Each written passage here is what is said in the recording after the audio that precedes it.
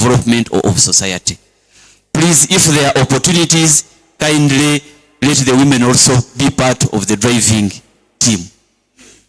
Because women empower us. If you want to maintain peace, if you want to fight poverty, if you want a peaceful environment in society, always involve women. That is by training, that is a standard way of doing things. So kindly when you are giving out vacancies, please consider them, and I know with their own limitations, with their weaknesses, but they can be brought on, they can be mentored, and they can also take up this driving job.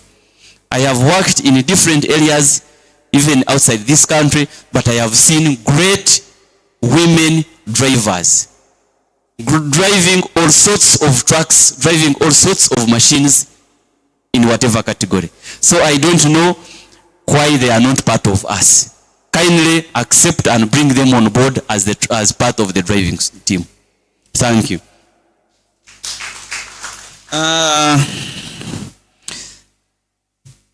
Dear gentlemen and a few ladies that I have seen, please, when you are out there as drivers, you are not only as drivers, you are also part of our crime prevention team as police. You are our lookout teams. I know when you are deep in those villages, deep in those sugarcane plantations, you see a lot of things. So please, don't only stop at driving, but please always give us timely information and updates whenever you have a feel or you signal danger. Don't only say, I will report this when I go back to the factory or to my head of departments or to my line management, but also please have numbers of these gentlemen, the RTO, the district police commander, and the OC, such that you give us timely information, because you are our lookout teams. Sir, the head of department, I think I don't want to waste a lot of time. Those were my few remarks. By the look of things, I can see that the 215 staff drivers that are here, they are ready for training and sensitization.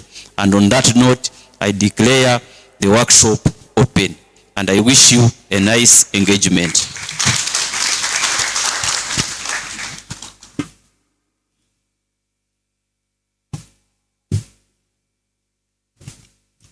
Yes, I think we are a bit late. As per the program we have, I think the next facilitator should be on the floor and come and present. People have been waiting for long.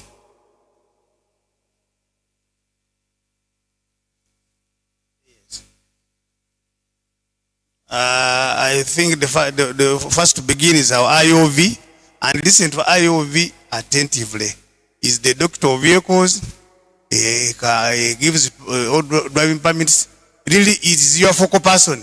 If, as the Afande said, if you are dozing, please just even, maybe you stand up and you sit. All of you, up. Yes. Stretch for about 1 minute.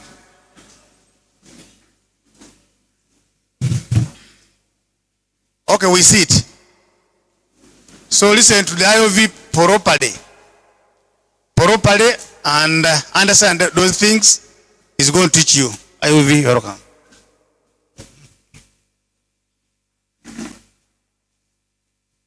Thank you very much, Mbwana RTO. Ladies and gentlemen, you are welcome. Good morning.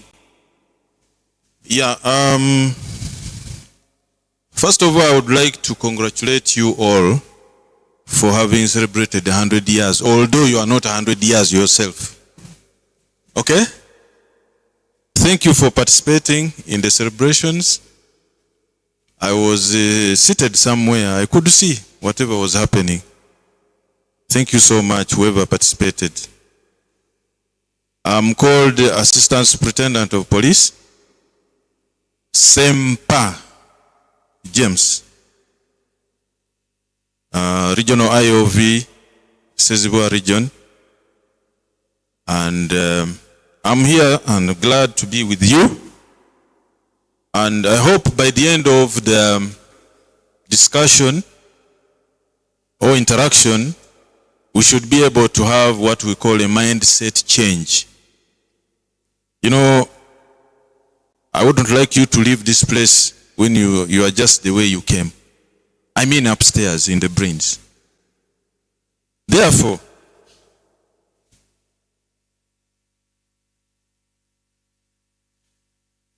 okay, for the benefit of those who may not understand English very well, we shall be mixing. Tujja kugenda nga tugatika ennimi mpola mpola tutambulire wamu. Wale ambao hawajui Kiingereza ama Luganda, tutatafsiri polepole twende ili tuwe pamoja, tuelewane. Tuko pamoja? Naam. Makofi kidogo. Hiyo makofi sio yangu, ni ya kumkaribisha mzee mkuu wangu hapa. Tuko pamoja? Naam.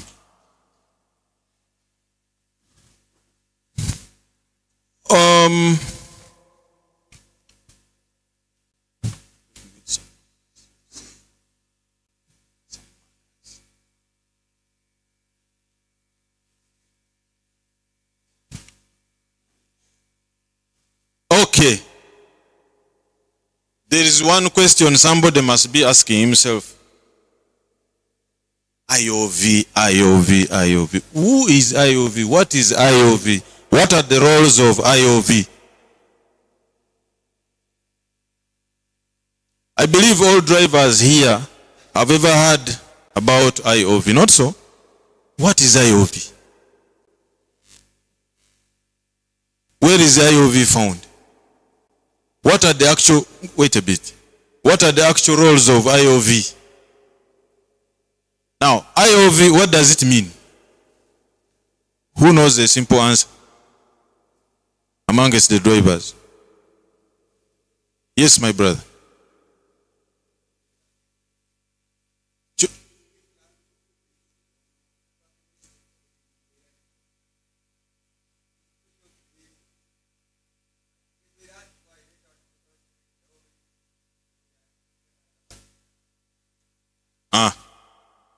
Nyongereko ki?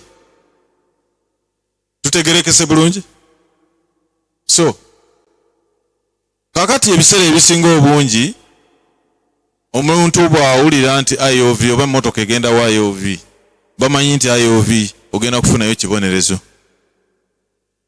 Era mmwe mutusiiga eggerenge langi eza buli ngeri, era IOV tasoboka, IOV tabeerayo, IOV akola bino, si bwe guli. Era IOV talabika. Nzuuno. Ani atandabye? Nani anajaniona hapa? Ni IOV ndio mimi. Tuko pamoja?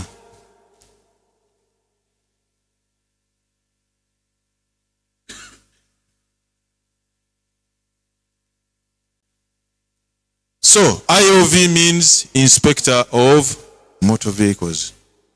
So when we say IOV is Inspector of Vehicles, and those vehicles are never empty, we mean and include the drivers. That's why we must test the drivers before we send them to the vehicles. Are you getting me? Tusooka kugezesa dereva agenda okuvuga ekidduka, ne tulyoka tulowooza ku kidduka oluvannyuma. Kubanga ekidduka sirabangako kitambula kyokka nga temuli mugoba waakyo. Tuli fenna? Okay. IOV asangibwa wa? IOV asangibwa ku poliisi. Era bw'otuuka awantu awatali IOV, buuza owa traffic. Buuza omusirikale eno mubuuze nti why IOV gwe neetaaga abeera wa? Musanzeewa? Mulaba ntya? Tuli fenna? Ojja kunsanga, ojja kundaba. Ate nammwe aba SCOUL abali wano, waliwo omukulu wuuno Mzee yimirira bakulabe. Bayinza okuba tebannakulaba.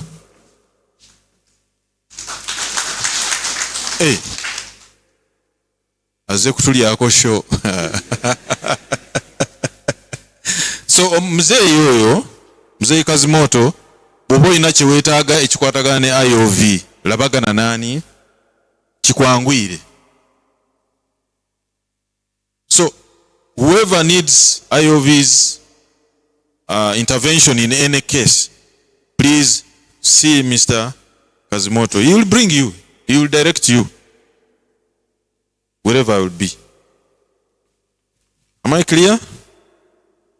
So IOV, his role or my role is to inspect vehicles and find out the state of the vehicle. One, when an accident has happened, I will give what we call a post-mortem of the vehicle. The condition of the vehicle in which it was before the accident. These days we have another better word. Since you are drivers, please, you can adapt the word road crashes. Okay? Yeah, be modern. After all, you are modern. Road what? Road crashes. Accident has been on our mouths. Now that we have celebrated 100 years, so we should also change. Okay? Tulina okukyusaamu. Now, that is one. Two, when a vehicle is suspected to be in a bad condition, which we call DMC, dangerous mechanical what? How many of you have ever driven DMC vehicles?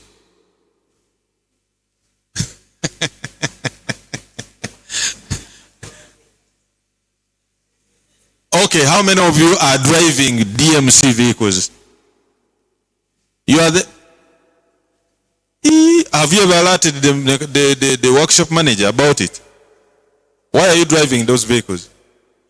Okay, today we are not going to penalize you. Everything we are sweeping under the carpet. Okay? Tetujja kubagulako musango olwaleero.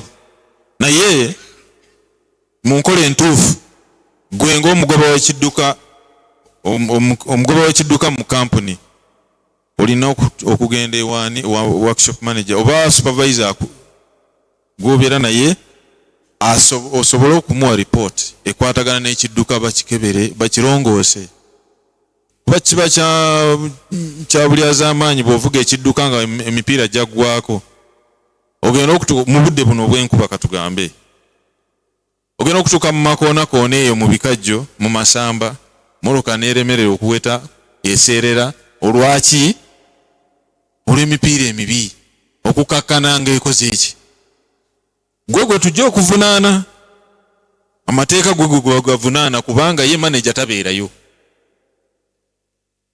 bwe tunaaga nti meta yalina okukola ekyo meta yaani meta yeggwe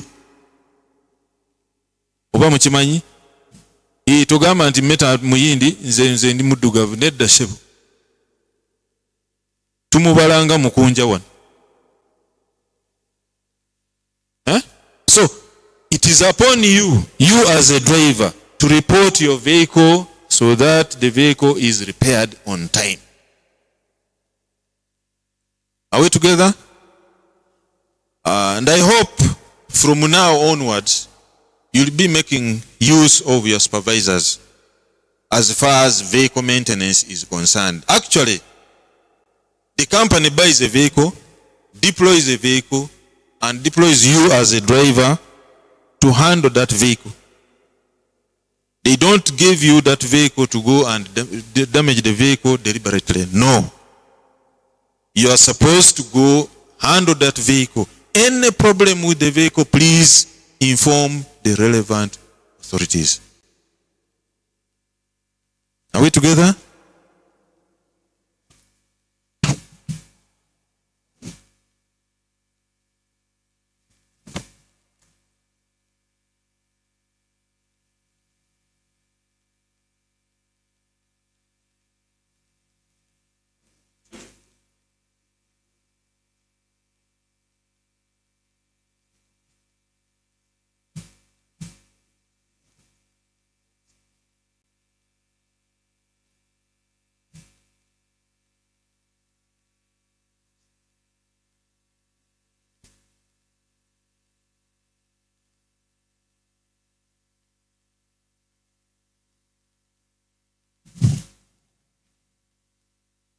So, I hope you are aware that one of the cardinal roles of AOV is when a driver has been tested, the main purpose or after that is to acquire what? A driving license. Not so? That's why it's supposed to be done that way.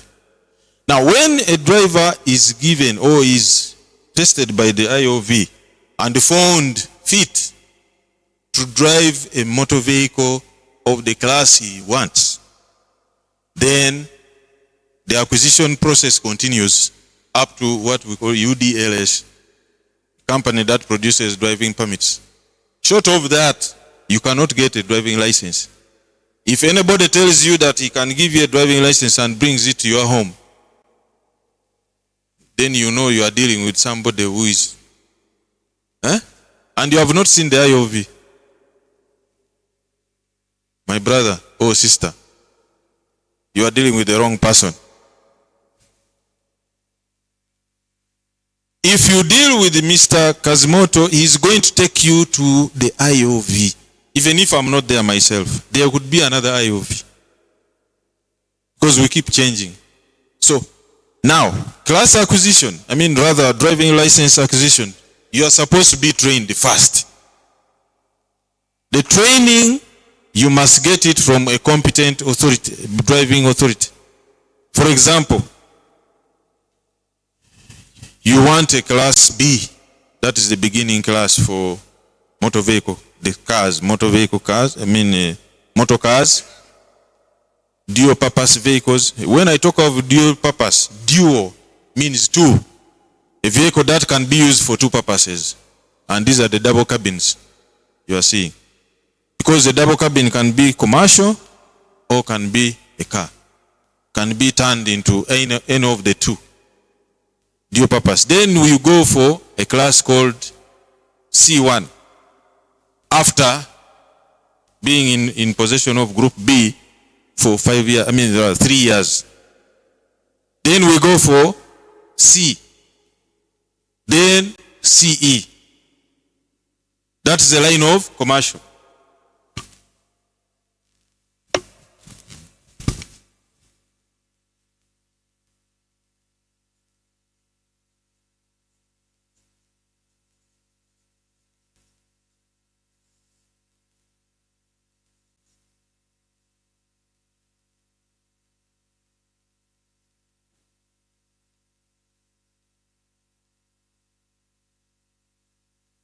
These three classes here are for commercial vehicles.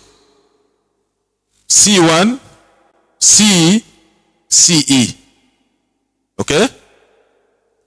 Then we have the passenger, which is D1, there is D1E, there is D, there is DE. These are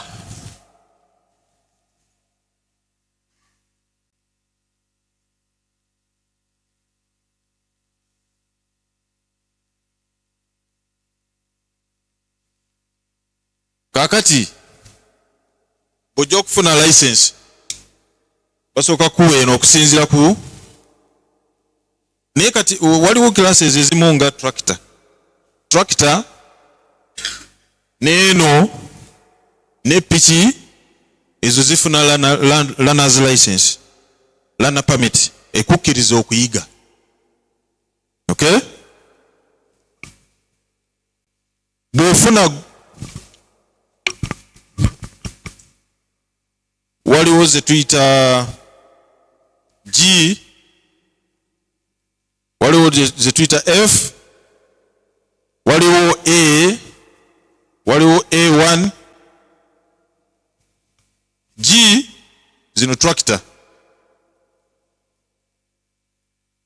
F, ze machine zaffe ezikola emirimu nga excavator, grader, ze zigwawa wano. Kati ekilasi eno efuna learner permit ne klasi eno efuna learner permit.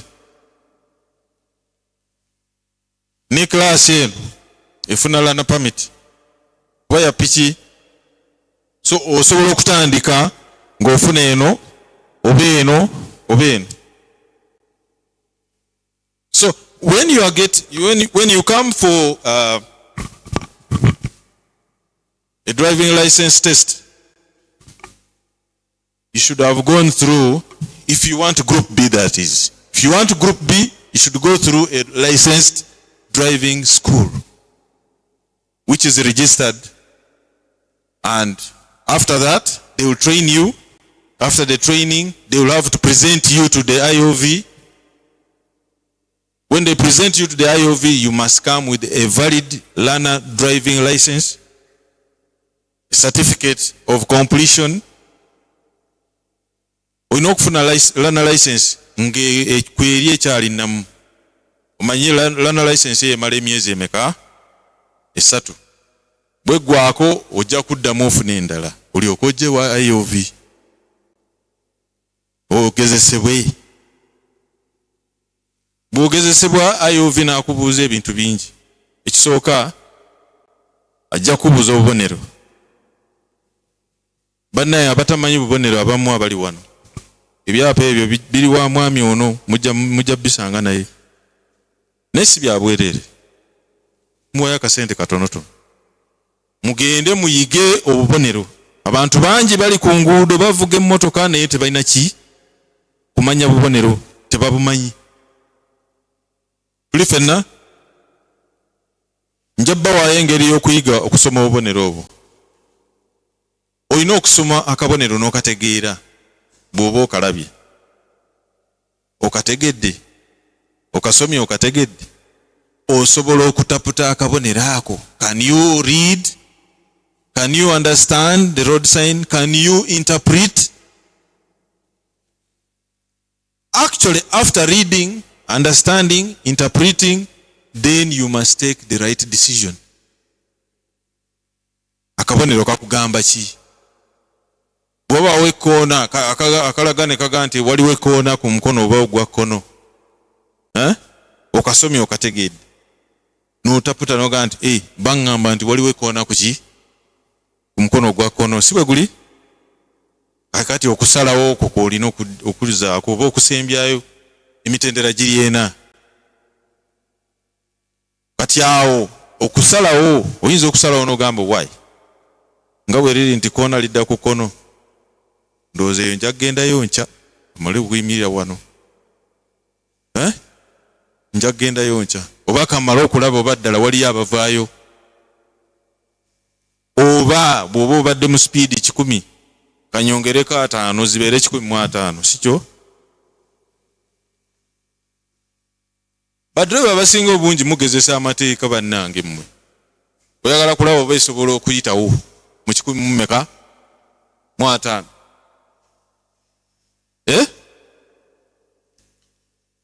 Awo bwenvaawo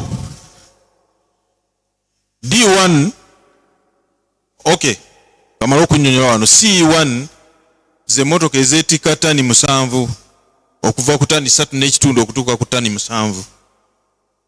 Kaakati bodda wano magulu 12 wano. CE ze zisingayo obunene, ezeetika emigugu emingi, bino ezeetika ebintu ebigazigazi ebyo bikyo ninga bingi bisoba mu ttani 22 n'ekitundu.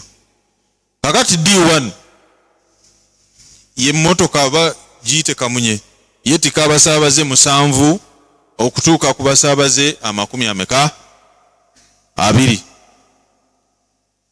The passenger vehicle that carries passengers between 7 to 20. That is the category. So this other one here is not very common in Uganda here. But when we go to Group D is one which carries passengers from 21 to 60. And many of these buses, like the coaches we have, naddala ezigenda interstate, those which go travel from Kampala, Mombasa, Congo, like that. Those are, because they carry a few passengers, by the way. You may see it big, but it carries 59 passengers. But these coaches of ours, the YYs, those are carrying 61, 67, like that. So that is DE. Okay? Now, F, as I said, these are engineering plants. Truck excavators, graders, and so on. So, any questions so far? Yes.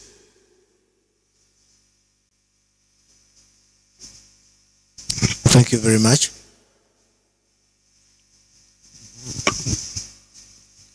My concern is about the channel. Where when I've started with B, what is the next class? Because, for example, I want to drive a taxi, I will not go for C. If you have group B, you are supposed to have this class here for 5 years. And you should be at the age of 25 years. Then you will come and apply for D1.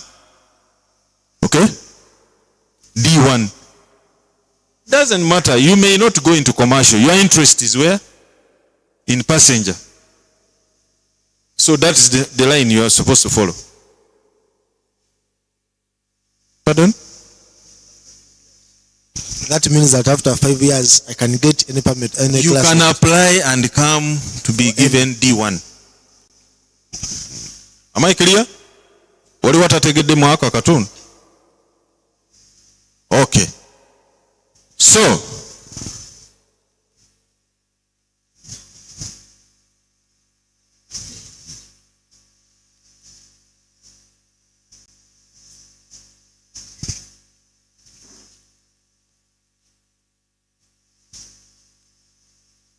mukulu nze mbuuza kibuuzo. Buuza. Ne John byonna bye bimu basi bye bimu. Wanti? Erinnya Yowaana ne John byonna bye bimu basi bye bimu. Yowaana ne John. Kisinziira omuyise mu gundi ki?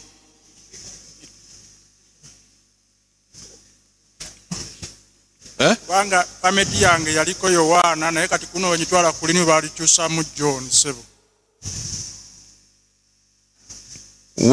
Wawandiisa Yowaana? Aha, noyagala okyusa odde mu ijjo. Eso. Anti kati buli omu bw'ati bw'abitegeera. Kati ennaku zino bw'oba orenewinga olina okuteekako kye tuyita endangamuntu. Kakati bagendera ku ki? Oba nkuzeemu? Ekiri ku ndagamuntu kye kigenda ku ki? Ku pamiti. Ebyakyuka. Nze mbuuza kibuuzo. Erinnya Yowaana. Eso. Ne John. Gonna ge gamu. Anti nkugambye kisinziira ku ani gw'oba oyogera naye oba gw'oba obuuza. Kuba buli omu nze kati nga nze nkitegeera nti Yowaana kye kimu ne John.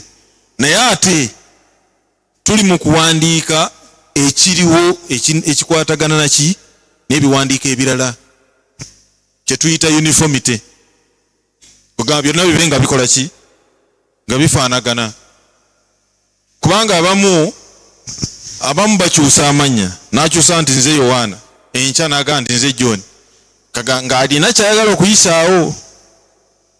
Tusigambye nti naawe kyoyagala okukola.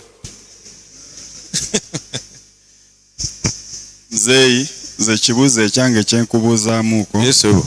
Emabegako awo waliwooko enkyukakyuka we baakyusa ebya pamiti ne babijja ekyambogo ne badda ku leerwe. Oba ojjukira nga eyafuna gundi ki si wano eno ekyambogo we yaddanga eri nga bamuwa ki magulu 10 nga bamuwa magulu 12 ndooza we kyali. Sawa zino ekibuuzo ekyange kyembuza muzeeyi njagala ontangaazeemuko kuba tuwulire ngambo mu bantu mbu ezo pamiti emyaka abaagijjawo mbu kati kirasi okufuna kangeza oba obadde n'ebbingo oyagala funa magulu 6 mbu kasita oba ng'oweza emyaka 18 bakuwa bwi oba emyaka 3 gikyaliwo nti olina okusooka nomala emyaka 3 noddayo n'oteekamu kyenjagala ontangaazeemuko. Nedda sewo. Omanyi buli lunaku wabaawo enkyukakyuka mu mateeka kibayita ennongoosereza. Naye sikiwulirangako kigamba nti myaka 18 bamuwa magulu 10. Sigiwulirangayo.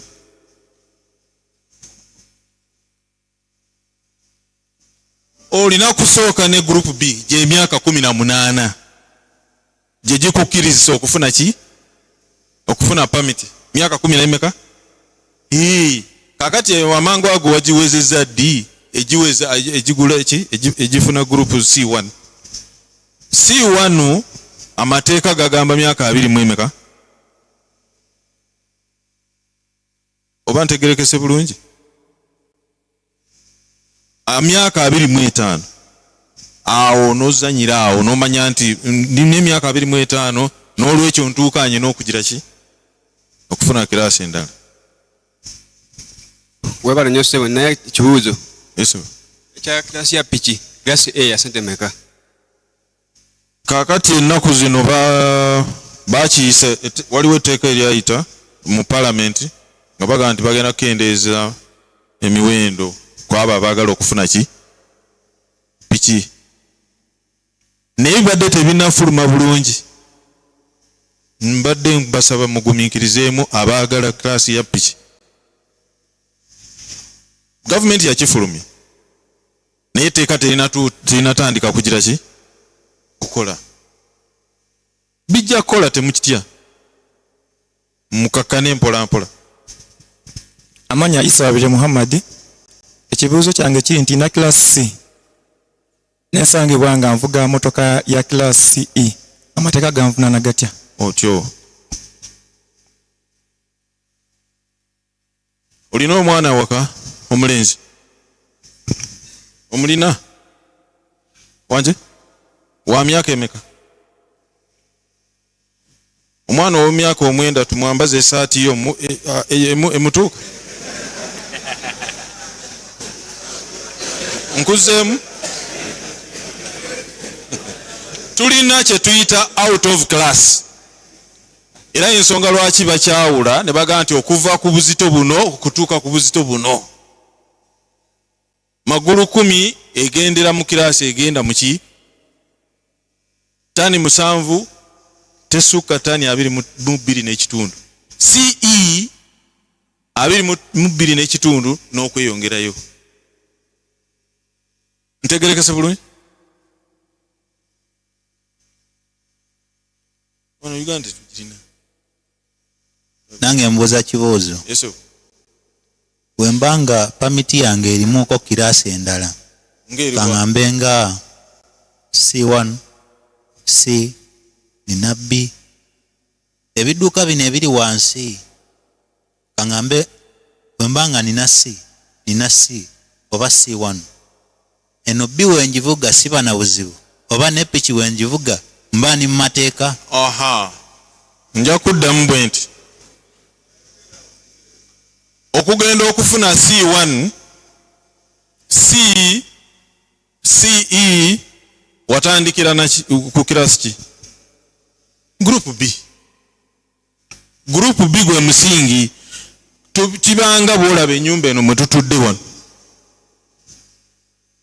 Abaatandika okuzimba ennyumba eno bagitandikira waggulu. Batandikira wa? Gwe omusingi ye group B. Kati bwena akusanga ng'oli mu kuvuga group B ng'olina CE. Lwaki nkuvunana? Nzija. Kakati piki. Ekyo ky'okuba nti olina CE tekitegeeza nti piki ogimanyi.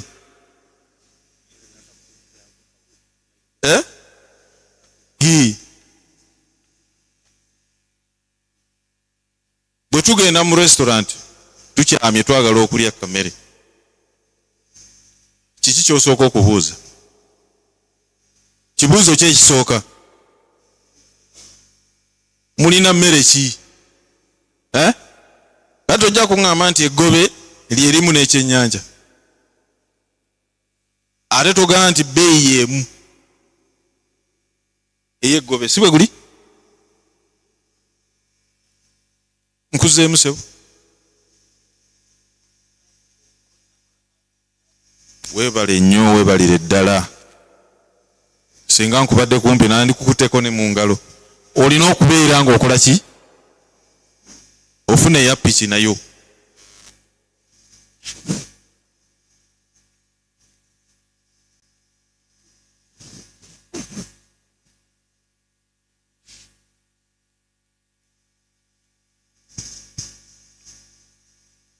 Just one more question, only one, and we proceed. The rest we shall take at the end.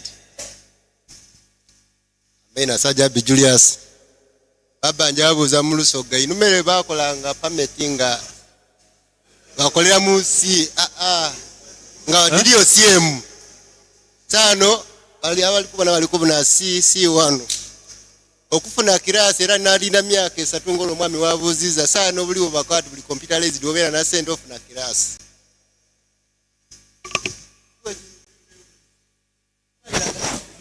Okay.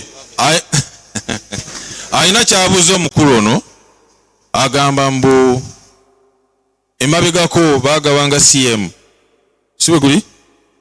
Kati olwaleero mbu olwokubanga ziri digitalized mbu kasita obeera ne ssente emabegako waliwo ze baagabanga ez'obwereere. Kaakati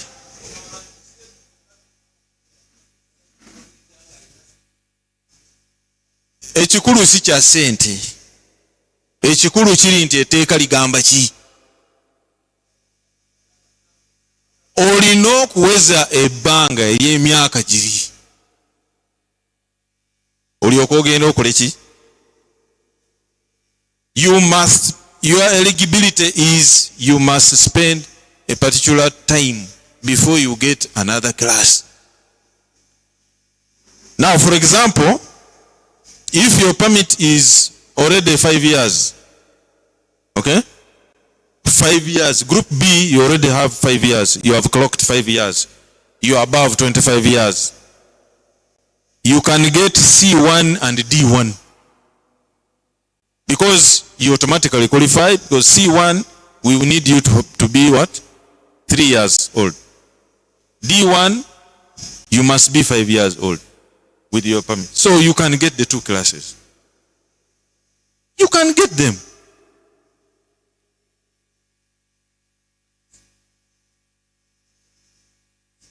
Yes, of course, because you must pay first of all for 2 test fees every class. And the training is done from different schools. They know how much they charge. Then you come, we test you. If you qualify, we give you the classes. Am I understood? Okay. So I think maybe some other questions will come later. Let us go to defensive driving.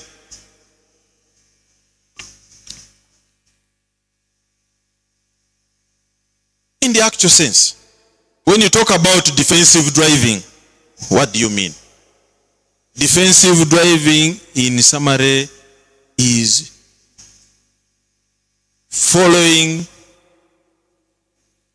procedures, following the requirements in order to allow you to be on road.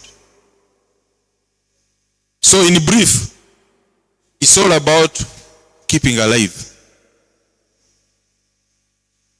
Okay? Defensive driving.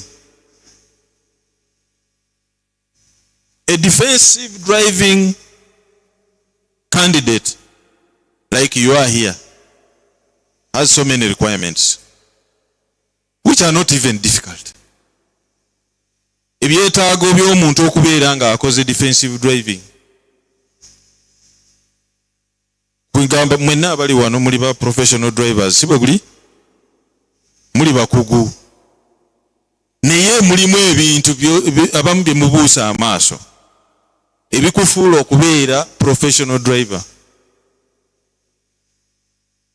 Ekisookera ddala oli mugumiikiriza. Are you patient? Because of activities of other drivers or other road users or mishaps. For example, you may find a driver ahead of you just stops abruptly. Are you the type of driver who is going to begin yelling at the other people, hooting harshly, abusing?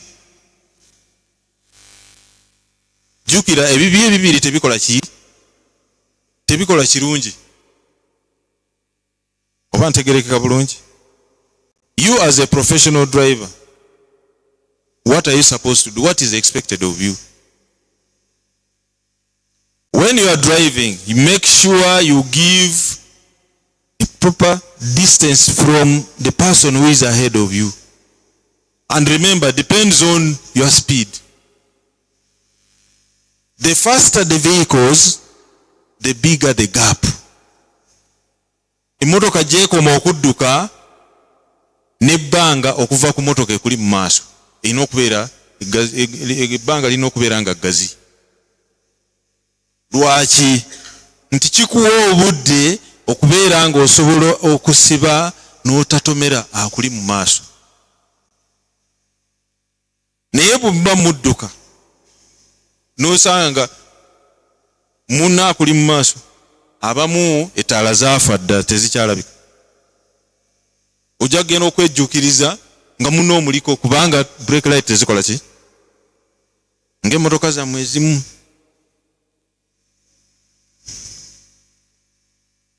Mmotoka zammwe ezimu. Era kikoze bulungi nnyo n'enzija olwaleero luno. Mukulukazi moto ngenda kusuula ekiddo. Bave wano nga bamanyi nti tugenda kusuula ekiddo. Abakulu baabo. Era wali mu mabira n'olaba omuntu ng'avuga emmotoka eyitawo mu mabira, agenda agoberera omulala. Olaba oli nga bamuyimiriza ng'amuyita mu mbirizi. Bamayo kuyita. Leero baayiga olulimi. Badriver mwayiga olulimi mululina. N'atannafuna driving permit olulimi olwo alumanyi. Olulimi olwo. Omanyi ffe abasirikale tetubeera banene. Tubeera busajja. Kobenga oli munene otya, obusajja buli bubiri awo. Buli bubiri.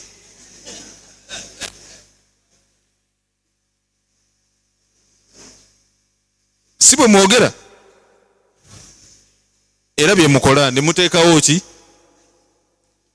Obugalo butunula wansi. Awo. Mu makoona. Kasola bango mulala agira engalo bw'ate nga zitunudde waggulu, kitegeeza ki?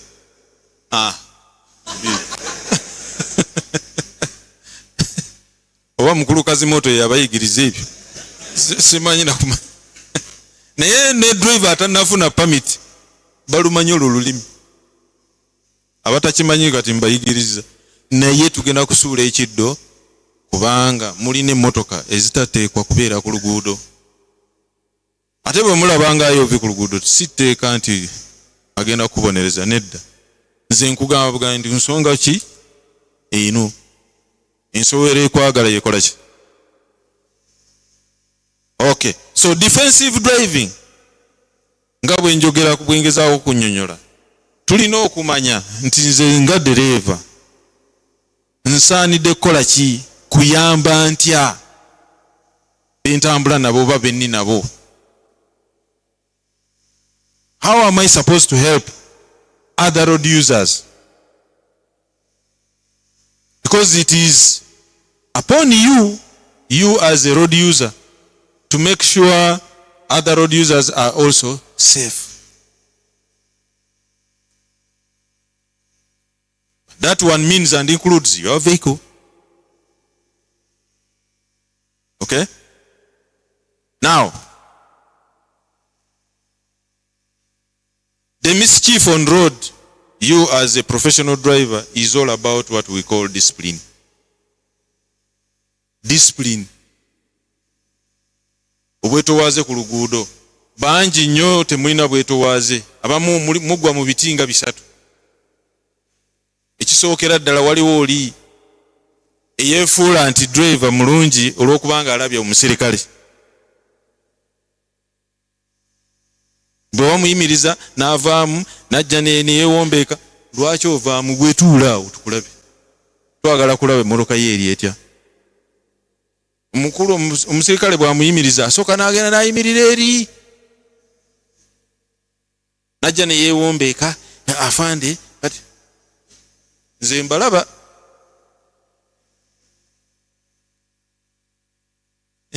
Mutambula mu kifo ekyokubeera, yimirira. Tomanyi lwaki ayinza okuba akusaba lift. Naye godduse omulaze nti olina ebizibu. Ate munaye ebizibu tebyekweka. Lwakuba tebimanya nnyumba mbi. Kati abo abalina discipline y'engeri eyo nti yeewombeeka, yeefuula omuntu mulamu olw'okubanga alabye eki? Omusirikale. Ekyo tukiyita pseudo discipline. Kati waliwo omuntu gw'osanga ddala ng'alina discipline. Oba omusirikale waali oba taliiwo, ye asigala alina ki? Discipline. Kubanga awali akapande akagamba nti speed 5 ziba mmeka? Niye oli mulala ne bw'onomuga nti wa Yesu ninga oyo oyisizaamu oli mu 7. Biveeko abasirikale tebaliiwo. Tovugira musirikale. Bannange, tuleme kutwala kigambo kigamba nti obeera ku luguudo olw'okubanga abasirikale. Obulamu bwo kikulu, n'obw'abalala kikulu. Driver yenna, a very good driver or a professional driver must scan the road. Scanning kitegeeza okubamu mukazi bwe njogera scan mumanyi bu TV. Ntegeeza okutunula mu luguudo. Okay. Mwena mundaba si bwe guli? Amaaso gateeke ku nze. Otwale oddire omukono oba gwa ddyo oba gwa kkono gutwale. Gye gubulira n'amaaso go gye gatandikira. Neeno nayo bwe gakola ki? Kati bw'ogaba galaba erudda n'erudda, kitegeeza nti buli kimu ekiri mu kitundu awo bwe watyo oteeka okuba nga okikola ki? Kaakati olw'okubanga emabega tolabayo, kituva tukuteerako ki? Naye abamu munnaye bakusobera. Ate amala kusandabirwamu ate n'afulumya omutwe atunula ekiri emabega. Ayagala okumanya ekiriwa? Ekiri emabega. So, buli lw'obanga ovuga emmotoka oteeka okubeera nga buli kimu ekiri awo. Kitegeeza nti gwe bw'oba weetegereza ekinaafubutuka okuva mu nsiko oba ebweru w'oluguudo ojja kuba okikola ki? Professional driver bw'abeera. Era mujja kulaba muba mubadde temukigoberera. Awo obubenje bugenda kukendeera. Abamu baleeta obubenje oba obubenje bubaawo lw'abantu kubeera nga ebintu ebimu babibuusa ki? Amaaso. Mu Lungereza tukiyita human error. Human error is very big. It contributes at least 75% of accidents or road crashes. Am I clear? So, what are we supposed to do, me and you? Because we all use the road. What are we supposed to do as far as reducing or even eradicating road crashes is concerned? By the way, we talk about 75%. It's big. It's a big percentage. Obubenje mwenga mmwe abadriver tulina obubenje bungi buviira ku ki? Obukoowu, okwesowa amagengere, obunyiivu gye bayita stress ennaku zino. ani atalwalangako stress wa temukimanyi stress kiviirako obubenje obulwadde n'owaliriza kanvuge kantuuke ejjindi nekyo kireeta ki obubenje bw'oleeta ekigambo nga bwe njogedde ku bukoowu sikyo bw'oba omanyi nti oli mukoowu funamu eddakiika nga 2-3 weewunzikemu kireetawo enjawulo. Please make sure when you are fatigued, stop somewhere, have a rest of 10, 20 minutes. By the way, even 10 minutes, the moment you doze, there is going to be a difference. Am I clear? We are fighting against fatigue because all these are causes of what? Now, there is anxiety. There is anger. You are moving from home, you are angry because your madam or husband has disappointed you somewhere. You carry the anger and take it to the road. Poor journey planning. A good professional driver must plan for his journey. Tomorrow I'm supposed to be at point B at midday. Now you expect to move the distance of say like maybe 50 kilometers. You are supposed to be somewhere by midday. But now you want to set off at 1:45 midday. A distance of 50 kilometers. What speed are you going to travel at? Poor journey planning. Okay? Ogendo bw'olutegeka nga towadde budde kyova olaba nti n'abatunzi b'engoye balekamu ki bw'atunga olugoye akulekeramu osobola okwegazaanya. Naawe bw'oba osobodde tegeka olugendo lwo omanye nti ngenda kuvuga olugendo ngenda duvugira eddakiika 45 naye nina okusooka ntuuke bwe ntuukayo eri mpumulemuko dakiika 15 neetegeke ndyoke nsobola okukola byenkola ki. Oba muntegedde bulungi? Oli n'agamba nti nva Kampala ngenda Jinja naye buli kanywero banayi mumpeeyeemu one for the road mumpeeyeemu agenda okutuuka embikko alowooza nti omugga guli awo. Omugga agulabirawa mbikko ate ku kasozi. Wanaatuukira ku kiyira wali kinaaba kiri kitya? Siko gamba nti ate kolansi watandikira kati mu kifo ekyokudde n'atadda ku kkono. Abooluganda, professional driver, you are supposed to make sure whatever you do, you are doing it for the good of yourself and other road users. Am I clear? By the way, when we talk of causes of accidents, we have so many, of which a professional driver must follow. Engato zetukozesa nga tuvuga. Tokkirizibwa kuvuga kidduka gwe nga professional driver nga oyambadde slipper. Abantu bangi bakola ensobi abalina slipper baliba. Ani ayinza okugolola omukono? Tukebere kale omukomu. Mwebali. Mugula. Baba omusaala. Kale. Kati bw'oba oyambadde flats. Ziteekwa okuba nga zisibawa eri mabega. Toyambala flats zino zoyambala obwambazi n'odduka n'ogenda. Kubanga kijja kutuuka ekiseera ekigere kigende nga kiseeseetuka nga kivaamu gwe tomanya w'okyetaagira okozesa nga ekigere kiri mu bbanga. Bwe bubenje. Professional driver oteeka okubeera nga mu motoka wootudde mu cabin wootudde tewaliwo bintu nga macupa.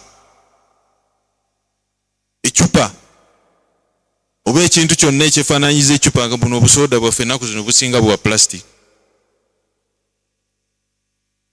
Akantu ako kalina ettemu ly'amaanyi nnyo ng'akacupa. Kubanga ojja kuvuga kagende wansi muki mu bigere. Bwe weetaagirira ddala okozesa ekigambo kiziizi oba clutch, olinnya kali eri kakola ki? Ate sebo nabo bulina emputtu. Toyinza kalinnyako n'ogaa nti onookafootola, tekisoboka. Kyekiddirira. Do not have loose items in the cabin. You as a professional driver, okay? That is all defensive driving. We are looking at the safety. Your safety and other road users. Kubanga ne mu motoka mwoli mulimu abantu. Naye mmwe mumanyi wali otuddeko awo n'otunula mu ngalo zo oba omukono gwo ogwa ddyo n'otunulamu ne weebuuza bantu bameka abalya mu ngalo zo. Obamanyi abalya mu ngalo zo gwe? Akimanyi agolola omukono. Agolola omukono ambuulira nti abantu abalya mu ngalo ze abamanyi. Bali bameka sebo?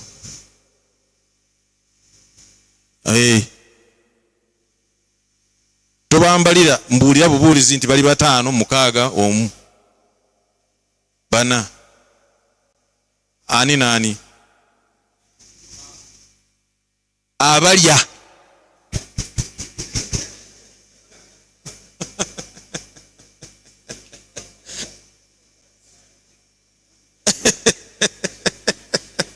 Abalya muki? How many of you know the people who feed in your hands? Do you know the number of people who feed in your hands?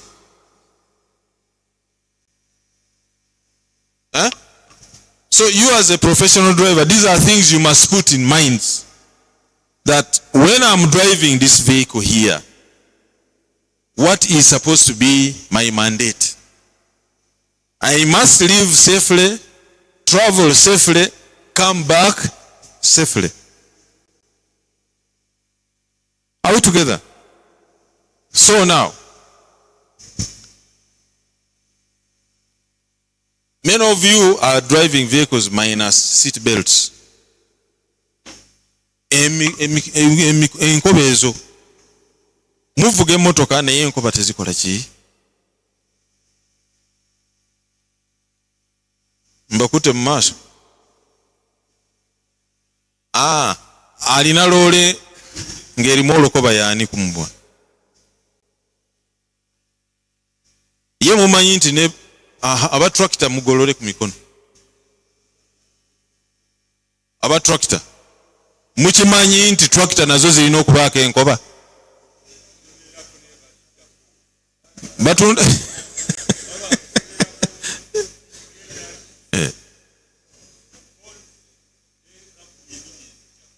tekisoboka. Kampuni ng'eziyita lunaku lumu nti bannaye mujje mu horns. Mukulu wuuli wali tujja mubuuza. Lwaki bajjamu eŋŋombe? Mwe mulowooza eyakola tractor ezo tamanyi nti eŋŋombe zeetaagisa? Kaakati kiyamba ki bwe bajjamu horns? Kiyamba ki bwe bajjamu indicator? Tujja kukibabuuliza.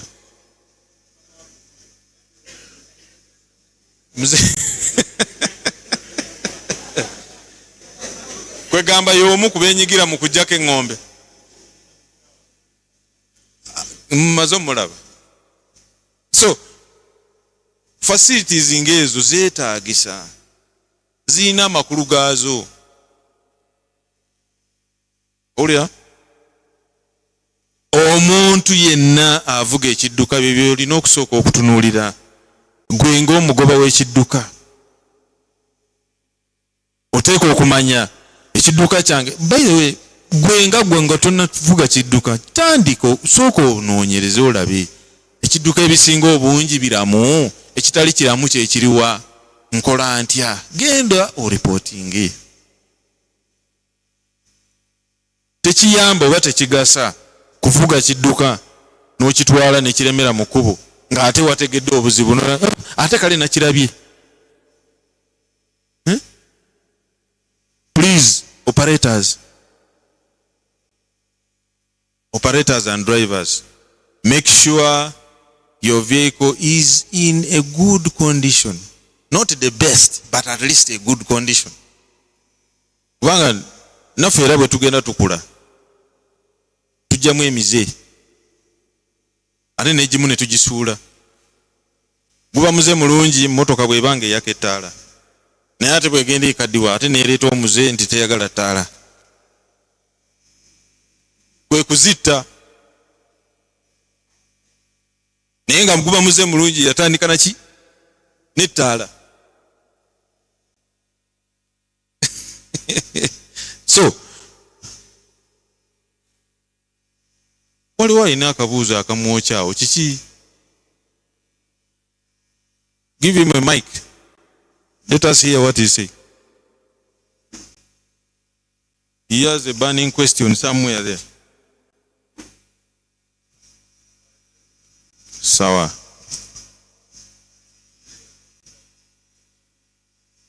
Wacha wakupatie mic tuone.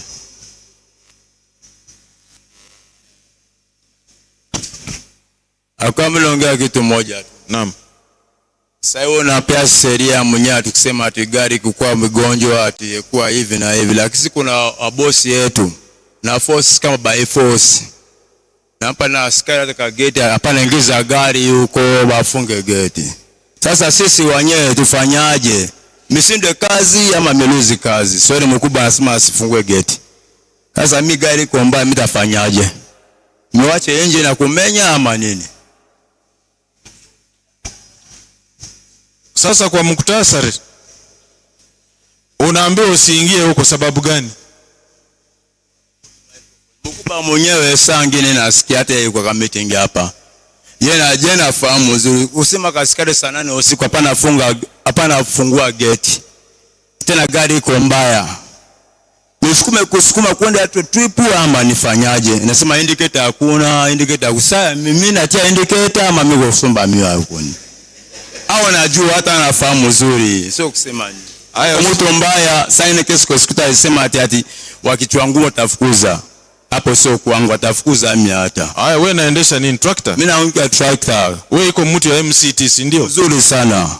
Mzee ika hapa.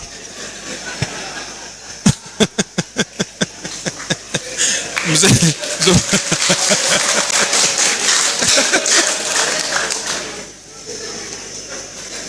Mzee atakujibu. Atawajibu baadaye. Tuko pamoja?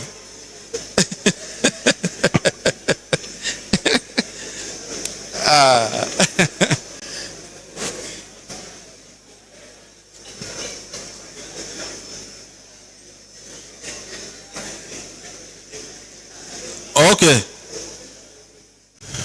Let's come back.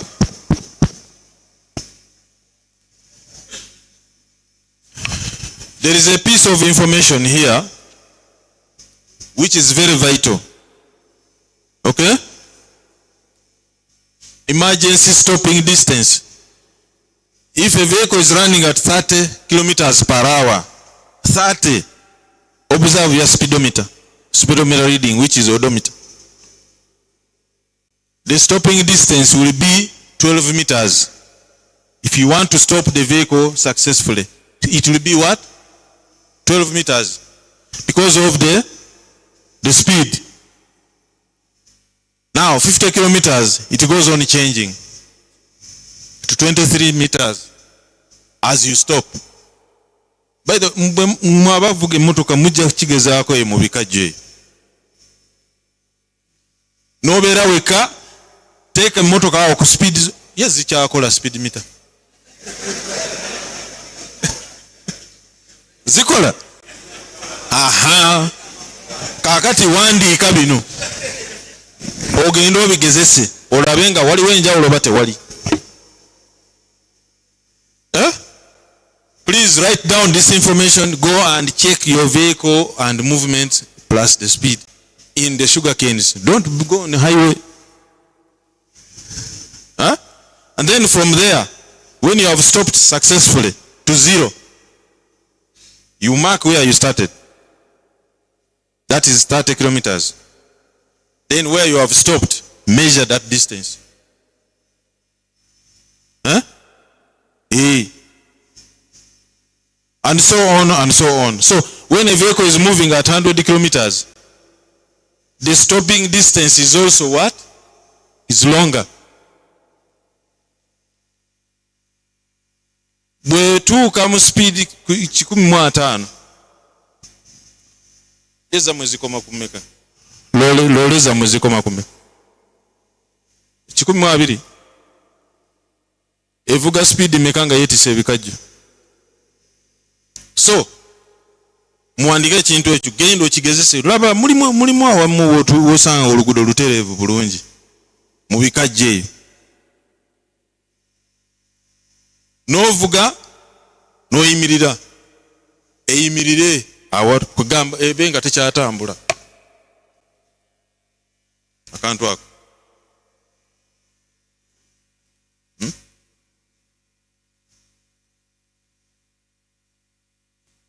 Bannange abavuzi b'ebidduka ebireeta obubenje bingi nnyo. Nabagambye nti ebitundu 75 ku bubenje obeera ku makubo ffe human error. Kakati okugeza abaali bagenzeeko, mwani yali agenzeeko ekabaale mu budde obw'enkuba. Kibeera kitya ku makya? Obeerawo kye tuyita kalenge, si kyo? Oba tolaba? Naye gwe nga gwe ddereeva wandisoose kukola ki? Naye abamu agamba ajja kuwaliza buwaliza, tujja kubaako gwe tukyajinga. Mu mbeera eyo tuvunaana ani? Tutwale nature mu kooti nti nature kakati njagala tubeere benkanya. Gwe nga ddereeva singa obadde osibye obugenze empola oba n'opaakinga akabenje kandibaddewo. Kakati tuleke gwe tugende tunoonye Katonda gy'abeera tumutwale mu kooti. Yassa abantu ate nga ye yabatonda. So ye defensive driving. Byonna defensive driver ayina kubeera positive. Nti buli kyenkola nkikola lwa bulungi bwange naki n'abalala. Naye simanyi oba mmwe mukikola mutya?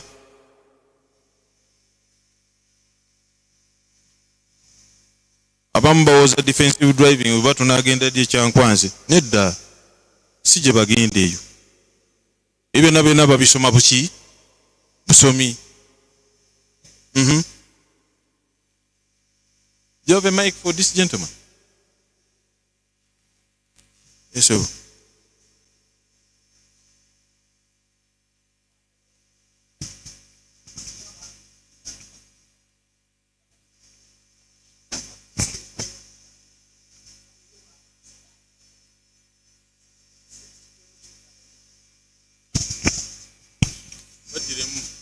Nze nkuwulidde naye baddiremu banne. Manyi Otieno Moses. Njagala okumanya singa mba ngenda okuyimiranga ku woolo ngaawo distance gye okuteeka ku indicator nga ngenda okuyimirira ngaawo kubanga eri omu ayinza nga yakakuyita akwisako bw'ati n'ateeka ku indicator wali tuli ku defense driving kati awo mba sisobola mukoona akwiseko katono bw'ati n'ateeka ku indicator okulaga tayimirira wali awo mba simukoona distance gy'alina okuteekako ng'agenda okuyimirira nga watu ngaawo okulaga nti ngenda kuyimirira waliri. Distance gyalina okuteeka ku indicator nti ngenda kuyimirira nga watu nga wali naawo n'okimanya nti agenda kuyimirira wali. Okitegedde? Nkitegedde. His question is, what is the safe distance to indicate that you are going either to stop or to overtake. I think it is what we call safe distance. Safe. Safe distance. Ebbanga eritegeerekeka naawe lyolaba nti wano kentaddeko indicator bw'emyansa emirundi esatu kitegeeza nti omuntu oyo aba antegedde kyengenda okukola ki. Oyo akola ekyayisa amangu ago n'aweta oyo talina defensive driving. Waliwo wa taxi one? Waliwo wa taxi one? Bekwese nedda banaye byonna tubikola kyera nkugambye nti defensive driver bw'aba akola kyakola akikola lwa bulungi bwe naki. Kati obulungi bwange bwe mba nkikola nti ngenda kuweta oba ngenda kuyisa nenkuwa obudde gwandi mu maaso oba ndi emabega, kyengezaako okutegeeza defensive what driving, giving a safe distance before you park or you overtake. Am I clear? Yes. Ekintu ekiri safe. Kibula n'abamu eke bwe muba bamaama nga bafumba emmere bateekamu omunnyo naye tebatuusa guli omunnyo wabamu gwe mulya. Kakati gwe bw'otuuka akadde ako gwe weeyongereramu oba noga nti guno ogulimu gukola ki? Gumala. So bw'anaateekamu omungi kubanga waliwo jjajja wa alya mungi. Si buli muntu nti ali omunnyo nga muki?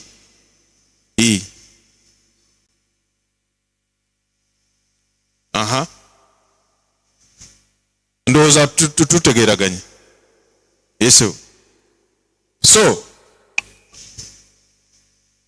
topic oba esomo erya defensive driving gazi. It is a wide topic. It involves a lot of patience as far as learn, because there are so many areas to study and to learn. Are we together?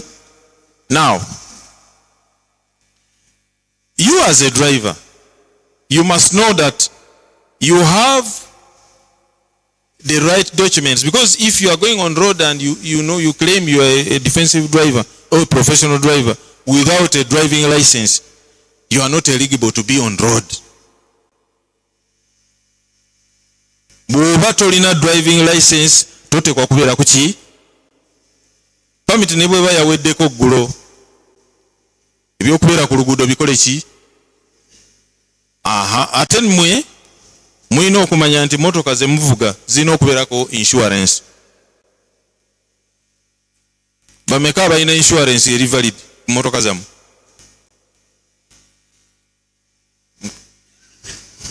RTA abalaba.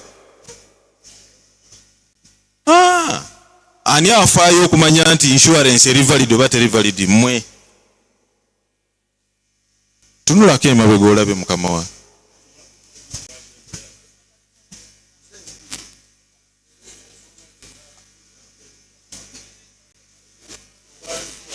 Eso naye ng'abamu tubakwata nga tebalina permit nga teziri valid. Ffe tumanyi bammwe baleetera ani? Omanyi kiringa muntu kumwazika piki najja ewonaga nti munaye njazika ku piki nina gye njala okulaga mangu mangu oba ngenda kunona mulwadde. Kyolina okusooka okubuuza, olina license? Ye. Olina insurance? Gwe nga gwe nanyini kidduka olina insurance? Kuba towa buwi muntu kidduka noga nti genda okole ki? Genda ovuge. Gye emisango egibeera ku poliisi enkya n'eggulo. Oli yeyazika piki n'atuuka naye n'ayazika. Gwe yayazika n'afuna akabenje okukakana oba oluusi asse muntu asuddawo piki adduse bw'aba awonye.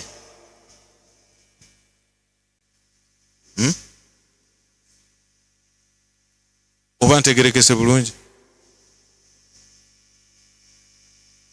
kakati manyi nti gye mubeera mu bikajja eyo tebeerayo bubonero naye ekiseera ekimu musala mu luguudo ne mukola ki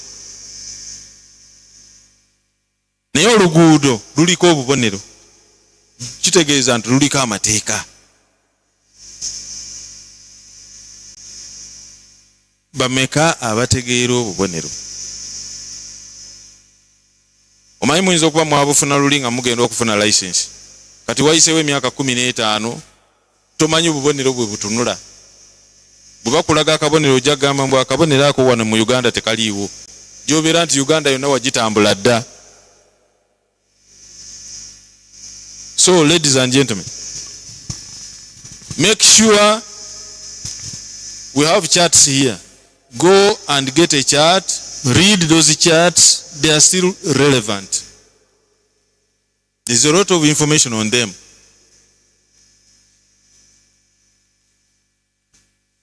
Muwulira bannaye?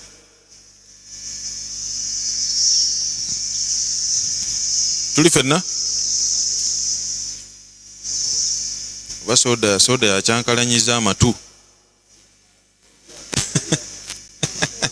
Ate waliwo okuwulira n'okutegeera byanjawulo.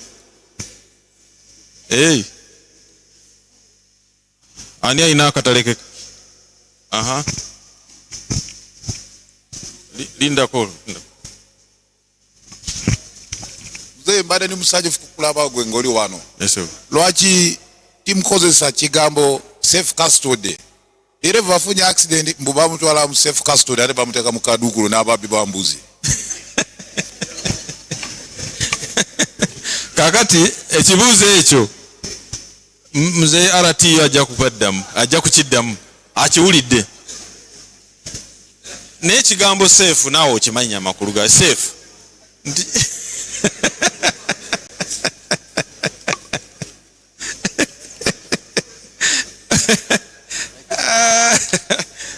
Omulala aliwa ekirala ekyo bagenda kukiddamu. Bagenda kukiddamu tofaayo.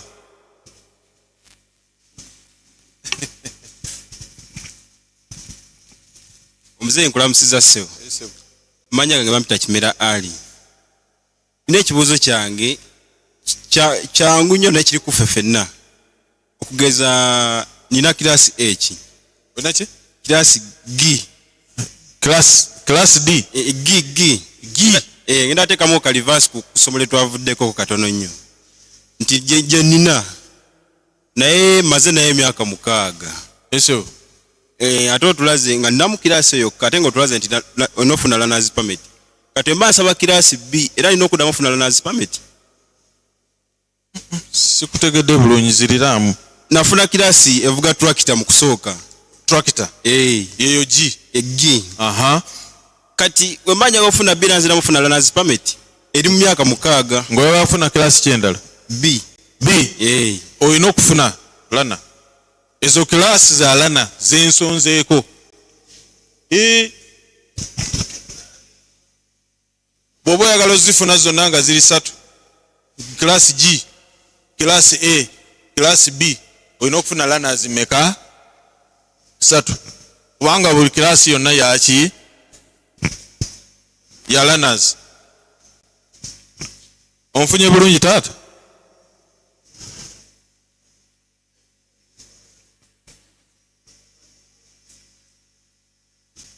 Bakama fe mwebale okujja olwaleero tuwa omusomo guno. Amanya gange Mpitibrodus Peter. Mukama wange mbadde nkusaba olutangazeemu kintu kimu. Abantu abasinga bamanyi nti ogamba DMC ebamonoka nkadde zokka. Naye n'empya esobola okubeera DMC. Njagala ekintu ekyo kitutangazeemu bulungi bakimanye kubanga waliwo n'enkadde nga nnamu era nga buli kimu kikola. Ebyo byange ssebo. Byesebo. DMC. Dangerous mechanical condition. Motoka eri mu mbeera etali nnungi okubeera ku ki? A vehicle which is not in a proper mechanical condition. Tulina eddwaliro wano erya Meta si bwe guli? Abagendayo bakadde bokka be bagenda mu ddwaliro. okimanyi nti n'abavubuka ate bayinza n'okusingayo obwe bungi anti nzija oli okukugamba nti emmotoka eri DMC lwakuba nkadde oyo aba alimba oyo aba akola ki eso aba traffic buli balaba ku mmotoka zaffe enkadde nga tebanatuyimiriza bo baba mu mutima babamanazooga nti balabye DMC naye ng'emmotoka zaffe zibanamu wadde enkadde kyagezako okugamba bannange njagala mutegeere ekintu kino DMC kyeki DMC kyeki nga tetunagenda ku myaka omulwadde yaani who is the patient, who is the sick man? Is it a young man, is it an old man, is it what? We are looking at somebody being sick, not so.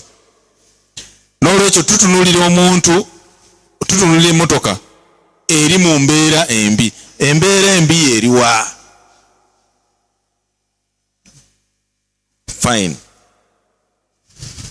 motoka bw'esangibwa nga mpya naye ng'emipiira gyaggwerera gyonna giri ku wuzi motoka eyo nnungi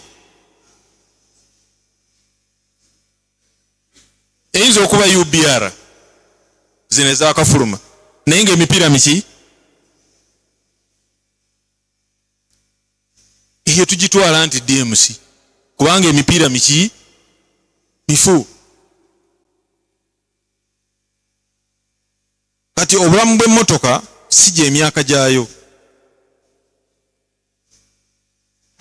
ate munnaye bikusobera ojja kwesanga nga abavubuka ennaku zino batambula bakekera ate muzeeyi amuyitako agenda abavubuka ennaku zino abazeeyi munanjulira abavubuka ennaku zino mumanyi nti tebamanyi kuvuga magaali tebasobola magaali naye nga ate muzeeyi atambula n'asota akagaali n'agenda gy'agenda n'akomawo naye ng'omuvubuka mugaali nti vuga akagaali oba kulula bukuluzi kagaali ako tasobola so bannaye emmotoka okubeera DMC si gye emyaka gyayo ate oluusi n'emmotoka bw'ebanga nayo tenaabako nabo bulwadde naawe kyerabirako gwe ng'omuntu oyinza okubanga oli awo olowooza nti oli mulwadde muyi n'ogenda ew'omusawo olwokuba omusawo alina engeri gy'alabyemu n'akubuuza wasembadde okunaaba nti kati wiiki 2 okay obanga kyekyo sooka ogende wali onaabe okomewo nkujjanjabe ogenda okudda nga weekunkumula owa kiki ekikuluma nti sirina gwe tobadde tomanyi nti n'okunaaba nakwo buki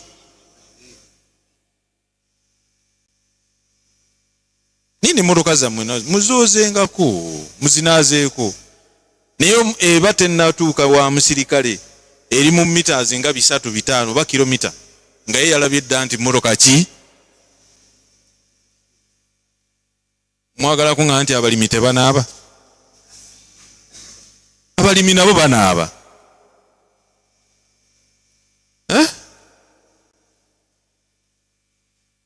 don't farmers don't they bathe kati mwagala kuŋŋamba nti ezo emmotoka zisiiba zisula zikola teziwumulako kirona misana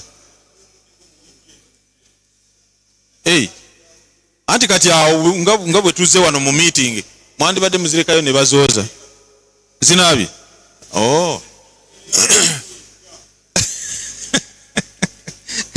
tujja genda tuzikebere tulabe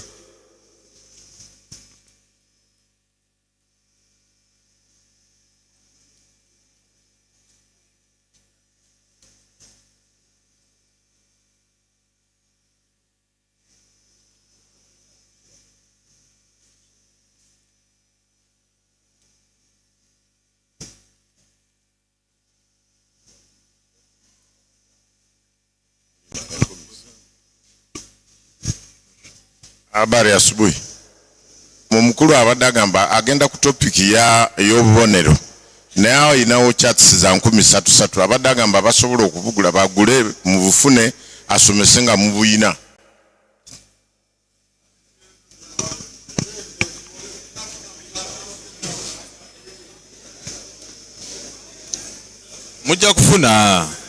Mujja kufuna.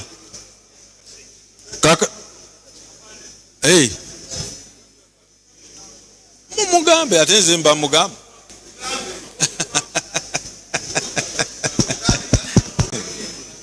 Nedda kakati katugende ku bubonero. Obubonero lwaki buli ku makubo? Lwaki bubeera ku makubo? Why do we have road signs on road? Kampa funire butano busasule then tugabe bubere wakati. Tebasanyuse mumwongere obugalo.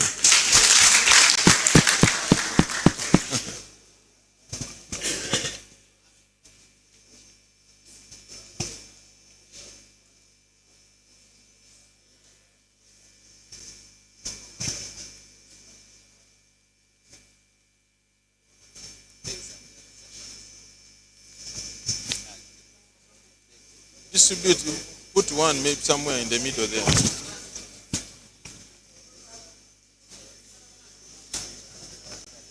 But what is the marketing?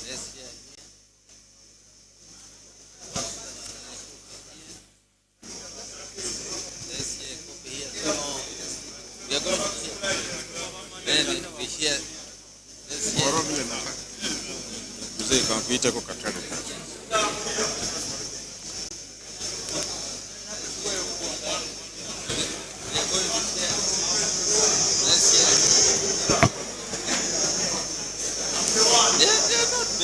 Okay. Let me get more another time. Bring more for here. And you are here. Let's hear here. Let's hear here. Okay. Let's hear. Let's hear. We share. There are many here. The whole of let us hear. Let's hear here. There are not many.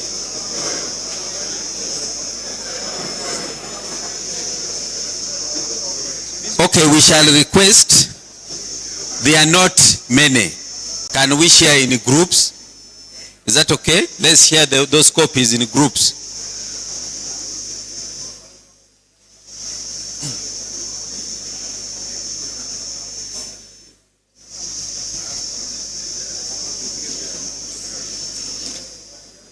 And at least let us pay attention.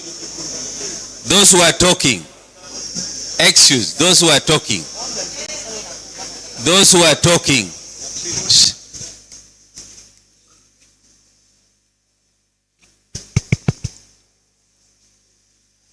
Can we go ahead? Can we move to the next topic?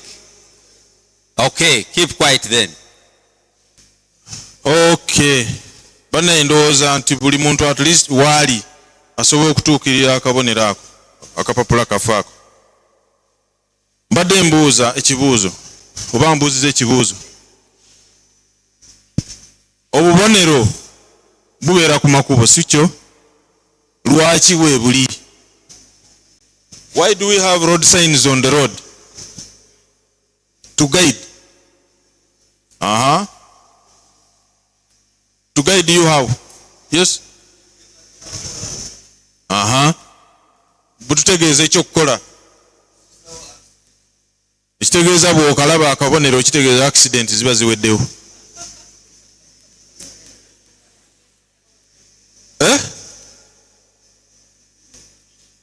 If you see a road sign, that means the accidents are no more.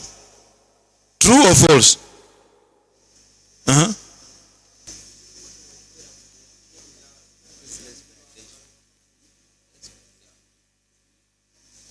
Okay. Okay. I'm getting similar answers, meaning that a road sign informs you about what is ahead of you, not so? But how many of us have observed that? You find a road sign telling you 50 kilometers. For example, number what? What is this number? Remember. Is it number 69 on the other charts? What does it say? Speed limit. But how many of you are observant to that extent? Because many times the traffic arrests you for overspeeding and then you begin pleading or even arguing. Bakugambye mu area eno oba mu kitundu kino speed zaamu ziri mmeka? 5. N'akulaga masiini ng'ekusomye kilomita 6 mu mmeka? 9. Awo okuwakana ne kutandika. Mzee afando na ndaba bubi biki mubeera mwena ku kyalo. Bw'omubuuza bwe bakubuuza omusajja ono omumanyi nnyo nti nedda simumanyi. Ate kati akulaba obuzibu buvaawa. Ye alaba bameka najja ayimiriza ggwe.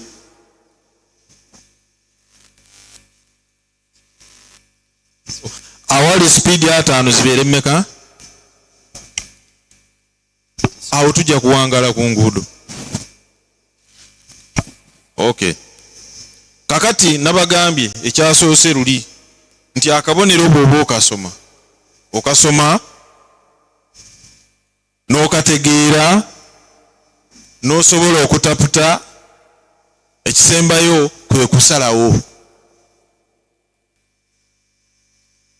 Bangambye speed ya 5 kyekiddirira nkasomye nkategedde. Ne bangamba nti speed ya 5 kwe kutaputa nti mu kitundu wano sezizina kusukkawo speed meka. Kati nvuze ntya, nsazeewo ki, nsazeewo ntya? What is my decision?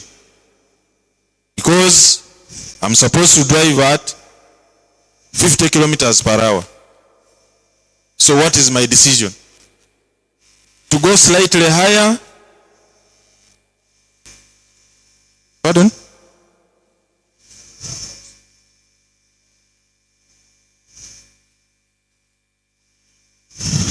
Mpuzi kankoneko katono nnyo ku gundi ku professional driver. Bw'olaba ebyo byonna n'ovuga speed za 5 we bakugambye, yoyo driver gwe tuyita ki?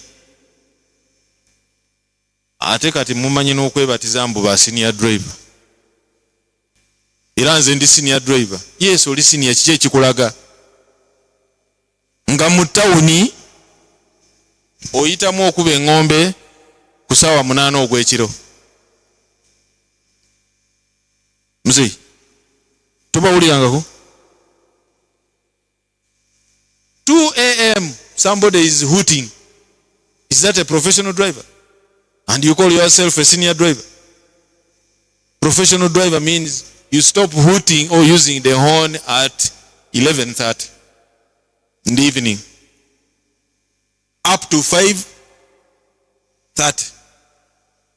But they go to the estate. Some of you drive, you go to Kaboa. People are resting. You go to Lusozi, people are resting. You are hooting. Noyongerako nedoboozi yaliwo ono ffe twagambye dda tugenda tujja keera okuba essimu ssaawa 9 ogw'ekiro. Tomanyi nti omwo mu estate mulimu abalwadde, mulimu abakoowu, mulimu abaabulingiri, abantu abaabulingiri naye nga tebalina kutaataaganyizibwa mu kiyi.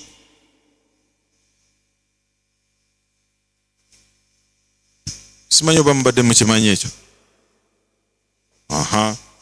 So kati abantu bangi nnyo basoma obubonero buno naye tebabutegeera. olupapula luno bw'oba olusoma tosoma nga asoma amawulire. Omanyi abasinga obungi wano abaaseno muli bameka? Akabondo kaaseno kali wali. Kakati omuntu waaseno bw'aba asoma amawulire asookera ku ki? Kwaseno esamba ddi. Era bw'oba oyagala omuwa ekirabo eky'olunaku eky'amawulire nga muntu musomi w'amawulire, olumuwa amawulire bwoti pap agenda wa? Kwaseno. Naye baleka baatubbye, simanyi nnankanye, ate ffe tuli kungulu ku kimeeza. Bw'awakanira awo n'aba nga akkuse, amakulu g'amawulire gakoze eki? Ekitali ku chaati zino. Neno wabeewo maaniyu nga baamukubye eggulo n'ayita awo anti asibye emigugu, baamukubye yagenda. For us, when you are reading this chart, that's not how you read. You read it one after the other. But a newspaper, people enjoy different pages depending on interest. There are those who like hot news. Kati nga abanyumirwa bukedde bateekako ekigambo kimu, ebbinu, eddogo.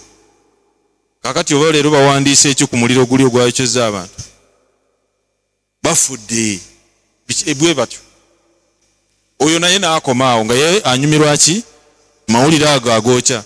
So luno olupapula bw'oba olufunye, soma akabonero kamu ku kamu ogende ng'otegeera. Gwe nga omuvuzi w'ekidduka oteekwa okumanya obubonero buno bwonna. Ate tobuuza poliisi mbw ate buno baabuleeta ddi. Obubonero buno weebuli.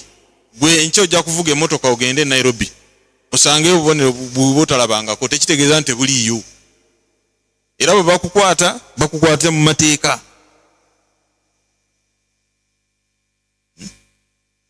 Bwe bakugamba nti tewaliwo kkubo eryeyongerayo. For example, this one. Which number is this? Number 93. Look at 93. What does it say?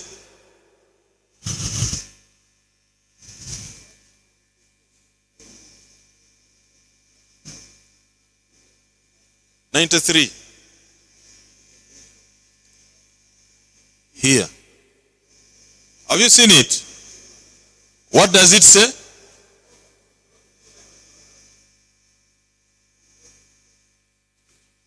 So no through road, but because you are seeing a gate, you go and force yourself to enter there. You are going to enter in a wrong place, and then you will see what happens.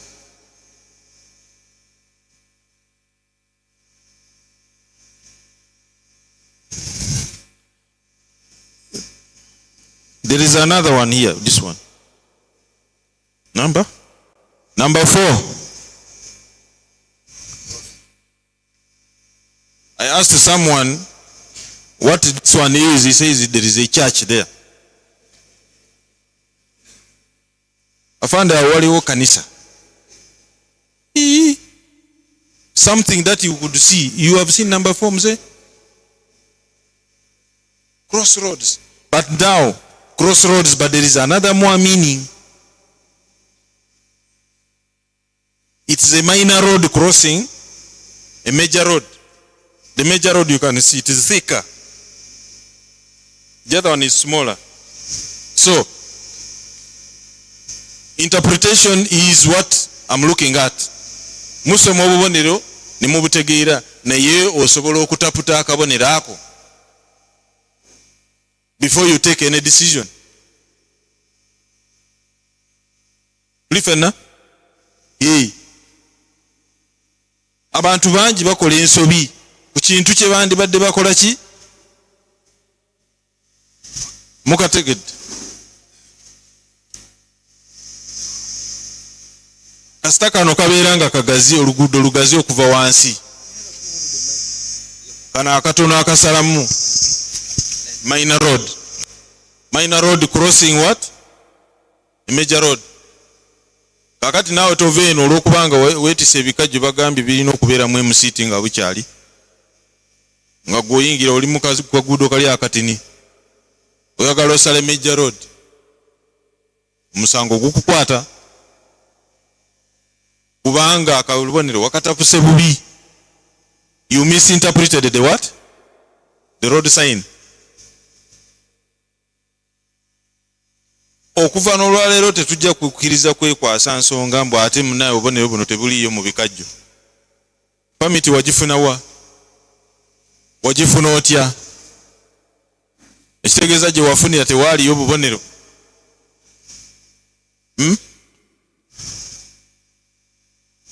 Bane? Aha.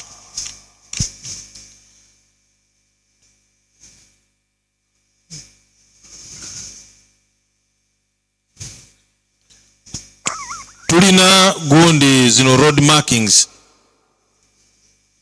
Road markings. Badriver bangi tebamanyi kutaputa road markings.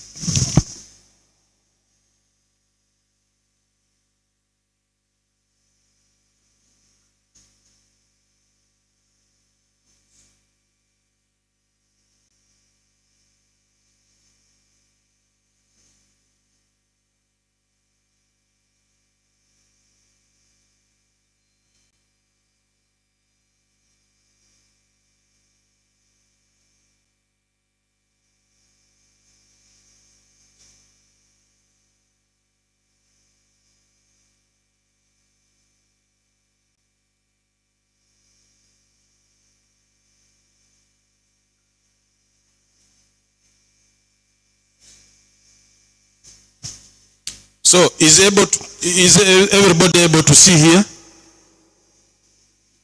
Look at number 1 here. There is a dotted line, a broken line in between. Number 2, there is a broken line on the left and a solid line on the right. And then vice versa here. Do they mean the same? But how many people are able to interpret that? Number 1, the dotted line in between or the broken line in between, what does it mean? Overtaking.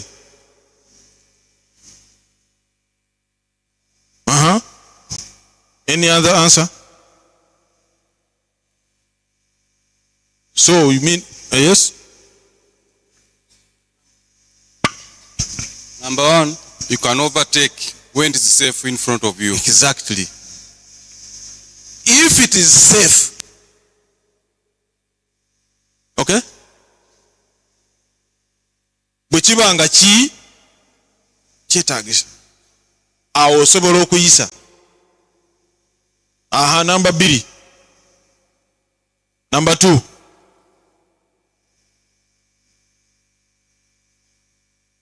What does number 2 say? Yes, my brother. Wait.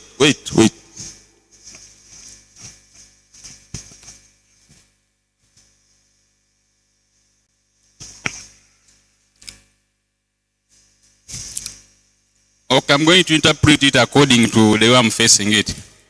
Yes. Number 2 means the person driving on the left-hand side is the one supposed to overtake when it is safe.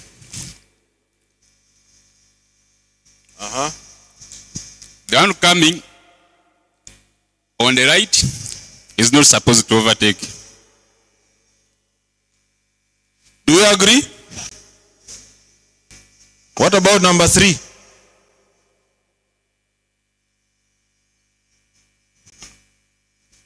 Number 3.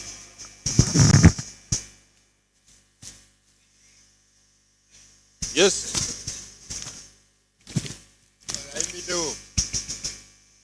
Simama nani? Aha. Number 3. Oweno.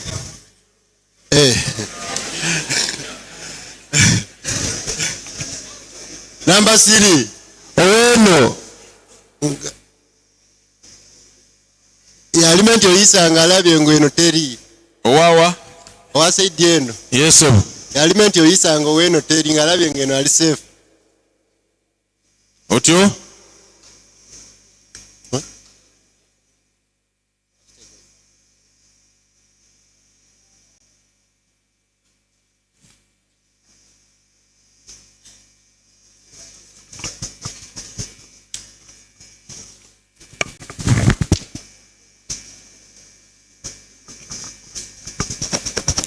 Do you agree to his explanation? Tukiriziganya n'enzira mujja tuzeemu ku namba 3. Okay. Aha, namba 4.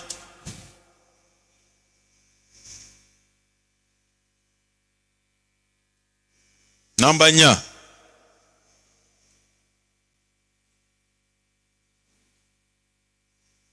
Kiganya.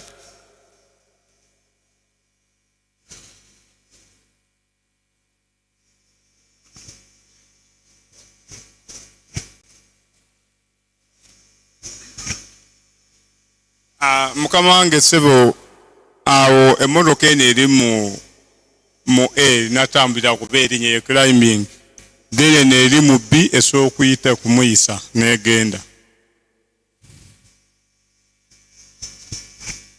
Kati ate si nayo yazze kugenda lwaki tegenda? Ate lwaki nedda? Okujja nga kiri safe naye ng'eyo eva side eyo nakutambula. Okujjako nga ki? Nga wali safe okola ekyo. Watya? Singa tebaayo mmotoka endala eso ejja. Aha, ani akkiriziganya n'ekyo?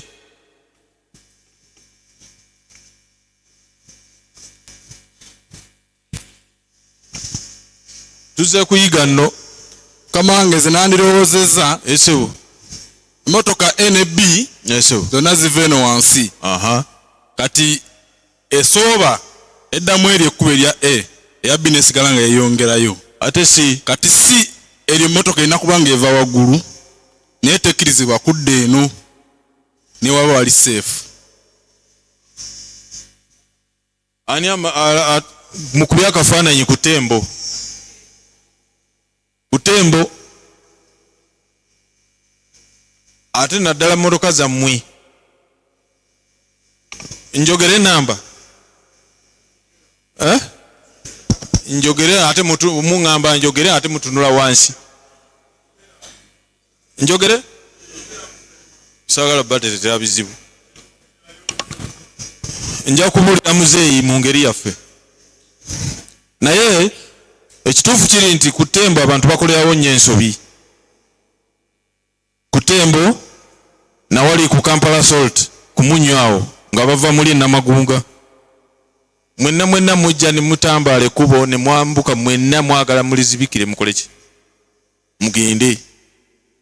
Lumu nali nva mu mabira nga ninnya taxi tutuuka awo twambuka egundi Najjembe tujjira ddala mu Najjembe wennyini.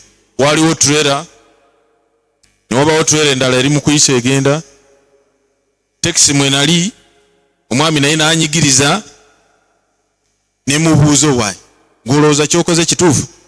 Sebo awo olaba waliwo line. Yes.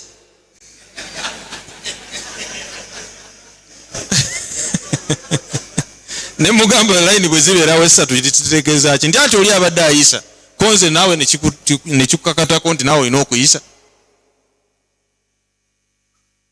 Nagenda okulaba atandika okuwakana byawakana gwawakanya ne mugamba nno munnange olala ojja kugwa ku bizibu naye kankuleke. Yatandika okuwanvuya emboozi awakana byatategeera aba yakavaawo bw'ati okujjira ati eri nayo neeyitawo ninga ndi kakati abasinga batufunziriza wali saawa eyo nakuba obubonero bw'omu kifuba munda muli mukama atusaasire ne tubuyitawo ate jjukira awo waliwo ebinyaawo niye ono yali awakanyira ekyo so kakati njawala tuwe ekintu ekyo ekitiibwa bwe tuba twambuka tunuulire emmotoka zidduka zitya otuuse ku tembo emmotoka zitambula zitya gumiikiriza budakiika butono nnyo n'eddakiika tewera ng'oyiseewo okoze eki naye abantu baagala balage bannaabwe nti emmotoka ze bavuga zikola ki zidduka nnyo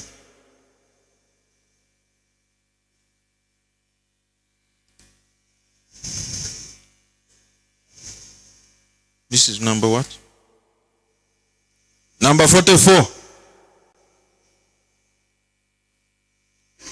Okay. Katukole bwe tuti.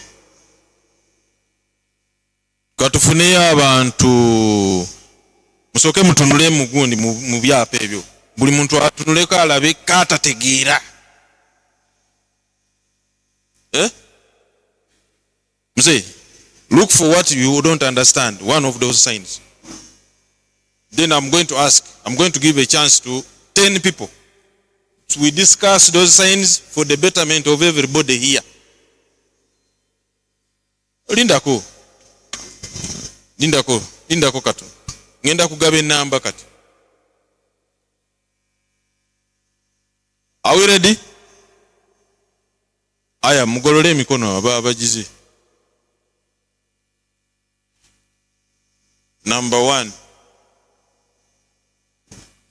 Number 2. Number 3. Number 4. Another one. What we are going to do is you tell us the number and then we read it, we learn what it means. Number 5. Number 6. Wait. I'm not saying 6 on the chart. I'm just giving a number. 7. Another one. 8. 9. Another one. 10. Where is number 10? 10. Okay, madam, start. Just tell us the number. Neyo chart ya njawulo katukozeseko kwenu. We try to.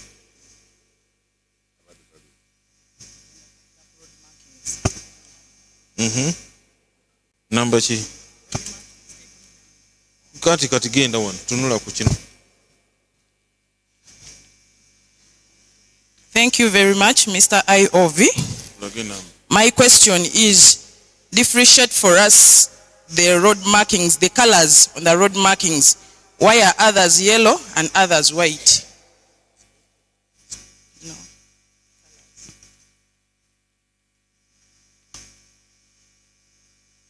Actually, those colors, some of them are yellow, some are white. It means that those lines, some of them you are not supposed to cross. You're not supposed to do what? To cross them. From the sides, going offline, you are not supposed to cross them. Oba muntegeera bulungi?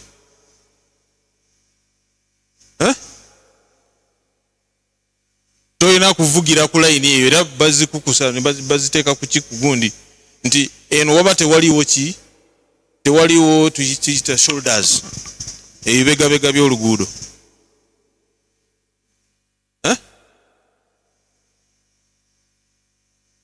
Tugwa kataka. Where is number 2? Number 2.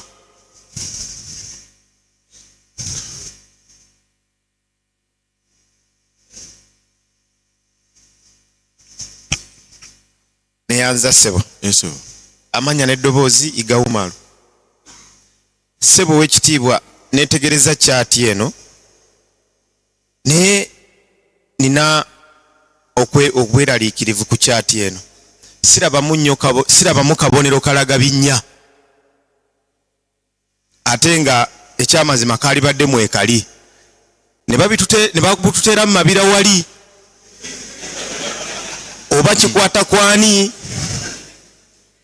Awo nkutegedde. Era nva waggulu nga nebaza management ya SCOUL yeefubye okutukolera ku nguudo zaffe gye tuyita mu nsiko. Awo nkutegedde. Njagala akabonero k'ebinnya. Awo okoyagala? Nja kubulira lwaki tekaliiko. Okay.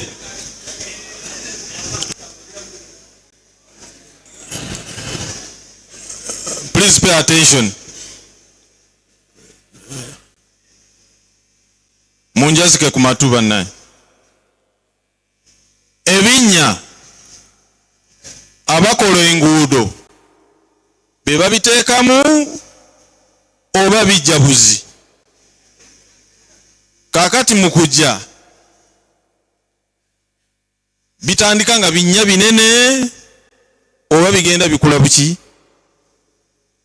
Ezo na answers njagala zive eri mmwe.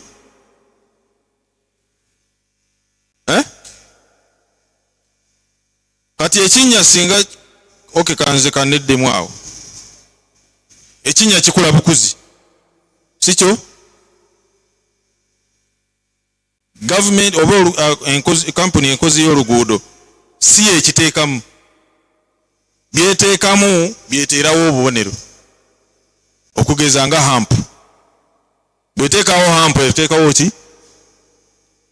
Kakati mulowooza government oba omukozi w'oluguudo akirowoozaamu nti awo walibeerawo ekinnya ateekewo akabonero nti mukulu Umaru olwalijja asangewo akabonero.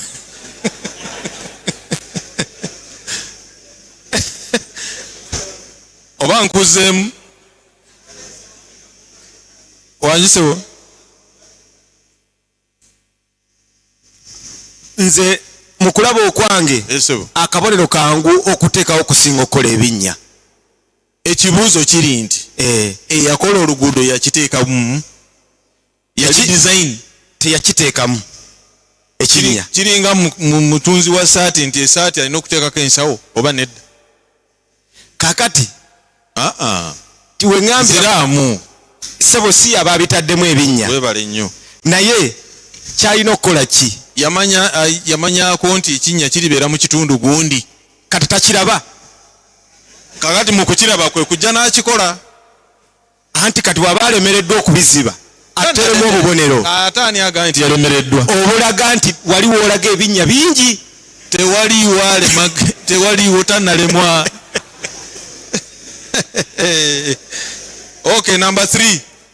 Who is number 3? Nagabye namba. Who is number 3? Nagabye namba. Okay, number 4. Number 5. Who number 5 wuli?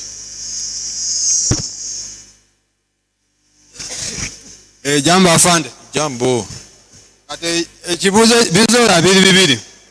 Eriyo ekya namba 8 nenge kyo singa nnyo okukirabira wano mugeregere. Tusanga aba parkings mu round about.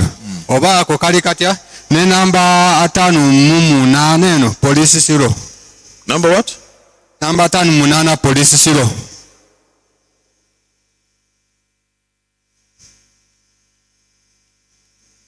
Namba 8. Namba 5 Esa. Egambye etya namba police siro. Apana.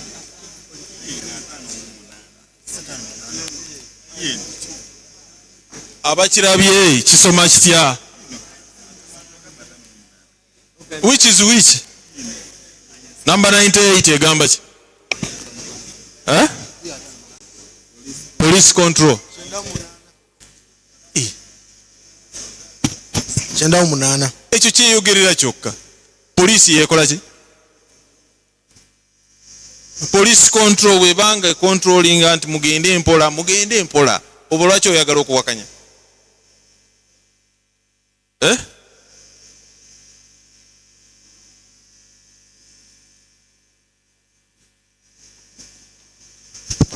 ogambye geregere bakola batya sanga abapakinze mu round about awo kikirizibwa baani abapakinga awo babikadde ababiroole ne boda bazimwe muli babiki tractor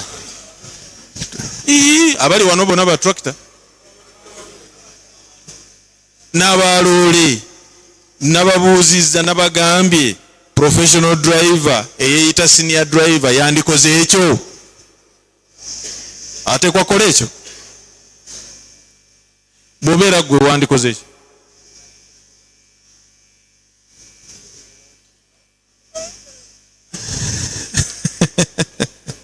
so a professional driver or a senior driver is not supposed to park in the roundabout like that because the roundabout there is small akakafo kafunda sikyo kafo kafunda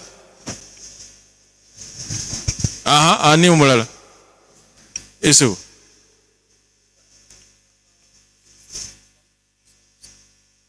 namba ki number 46 kasoma katya kagamba ki line atters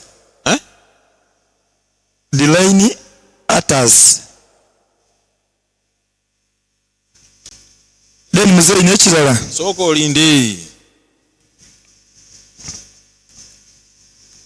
namba ki 46 delineators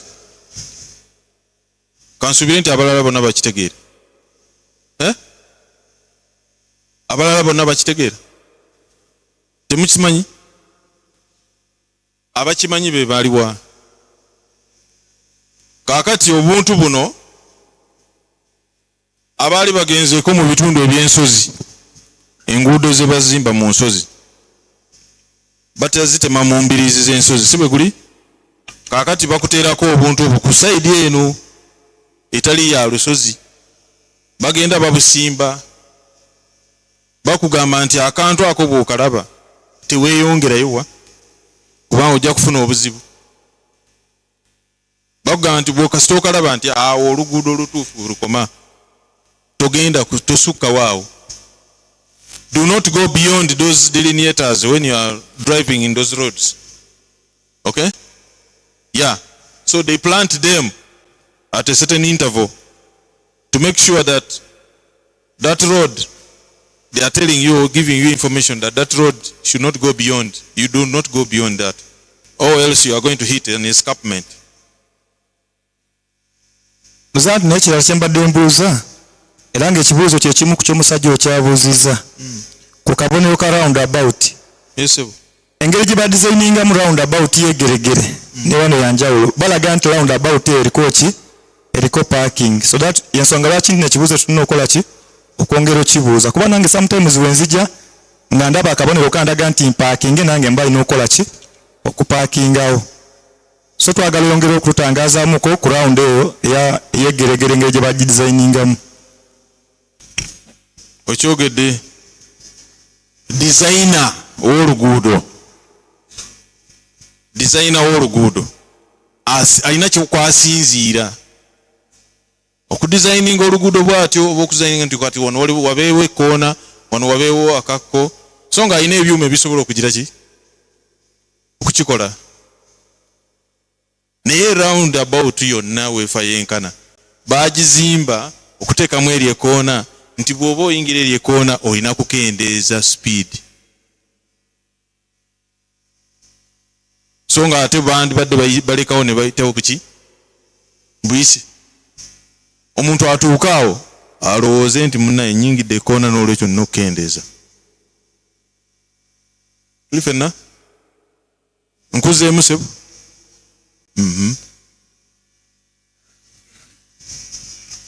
Zene nazo kunkwasaganya 98 division ahead kiba kitegeeza kitunyonyolemu ko katono.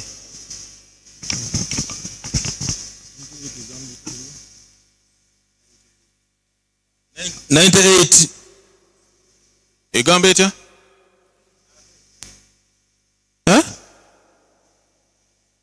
Diversion.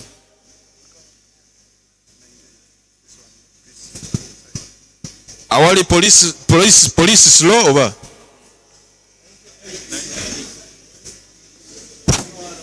eh? Oh, diversion 98 mukalabi kakano wano ndoza z'emirundi ebiri kati tugende ku eyo gyagamba diversion. Now diversion mu luzungu olw'amangu kitegeeza ki? To divert. Bayinza okuba bakola oluguudo awantu nga watereevu naye olw'okuba nga basimyewo baagala bateekewo ebigoma ne bakyusa oluguudo ne lukola ki? Ne ludda ebbali ate n'okomawo wa? Simple.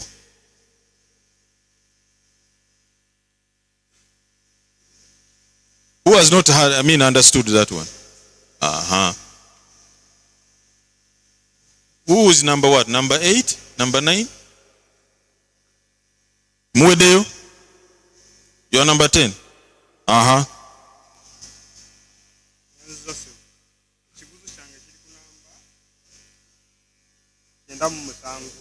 Eruwa.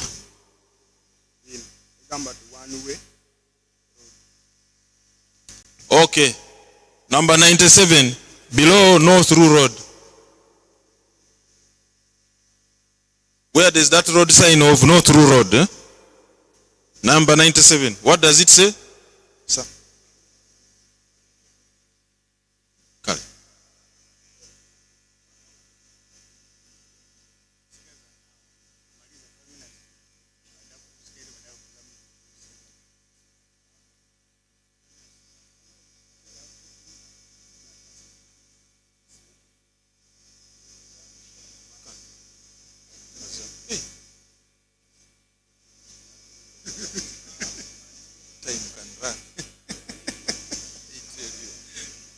Okay.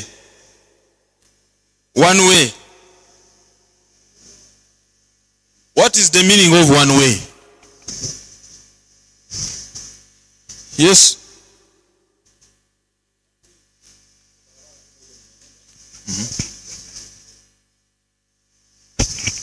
One way. Iko barabara tu moja na nafasi ya kwenda, kama kupanda peke yake hakuna kurudi juu yake. Has it been answered? Okay. One way is the opposite of no entry. Where you see a signpost, no entry, one way is the opposite. Okay? Where they say,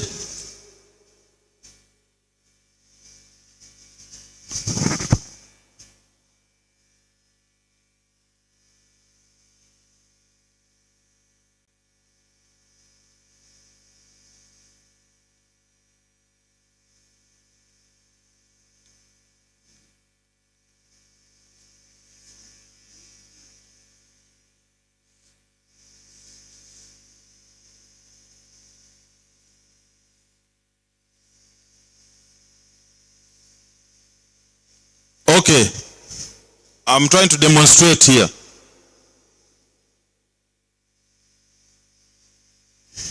One way, as you are entering this road here,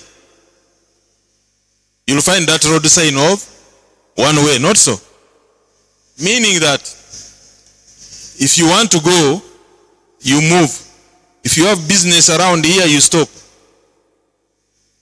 When you are through with the business, you come in, get in your car, you continue. Okay?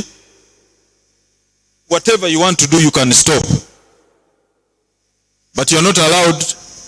When you come here and your intention is to come in here, you'll find a road sign written on no entry. Meaning that when you come here, you are not supposed to enter here. Entering here ni marufuku. Haukubaliwi kuingia hapa. So what you do, if you want to enter here, you go round, then come. So in other words, it is ahead only. You're not supposed to make a U-turn and come back. So traffic goes only one side. Have I answered you? One more. Then we go to another issue. One more question. Give him the. Neyanziza. Mzee kuno ku chat sirabako kabonero ka katale. Katale? Kafanana katya? Ati sikalabako. Ke walabako kafanana katya? Sikalabangako. Kati anti oluguudo nze ntu anti njagala kubuuzaako buuza. Kati tekuliko kabonero ka katale.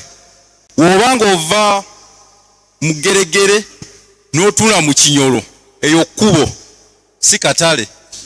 Niyo osanga abatunda ebintu bali mu kkubo wano tona woyita oba oluusi abatikano we bayitaawo tebanna we bayita.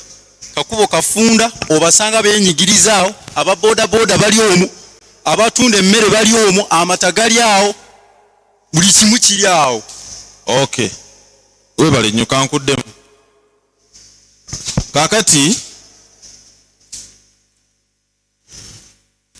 economy yaleeta ebizibu. Kakati ebyenfuna byaleeta obuzibu muganda wa. Edda tetwalinga na butale bwe buti obuli ku makubo. Ng'obutale bubeera wa? Munda. Era nzijukira bulungi nnyo mabegako eri ng'oluguudo tebannalukola. Era kakatale ke mu Kinyolo kaalinga munda. Si bwe guli? Nzijukira bulungi nnyo kubanga nali mbaddeko wano emyaka egy'emabega. Nabeerawo ko mu sikoola awo. Nze mwenze nakolera mu Central Workshop enkadde eyo. Twagendanga mu Kinyolo awo ng'awo tewaliwo ki akatale nga kali munda. Naye kyetulina okumanya kiri ekintu kimu nti gavumenti ez'ebitundu local government zinoonya emisolo.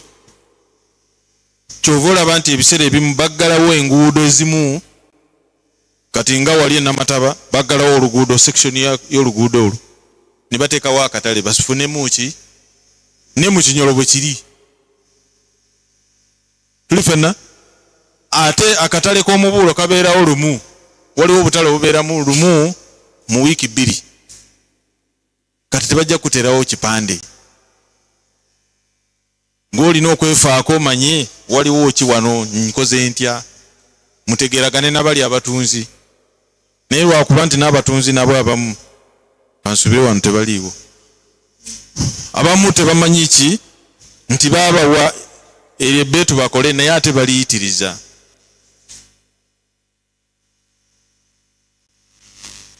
Entala be babasobola babanonamu omusolo. So what is talking about is a market showing, I mean rather a road sign showing a market. It's not there. What they do is they show you that there are pedestrians crossing. A simple one. Okay? Yeah, actually like at junction. Now I want to, yes, sir.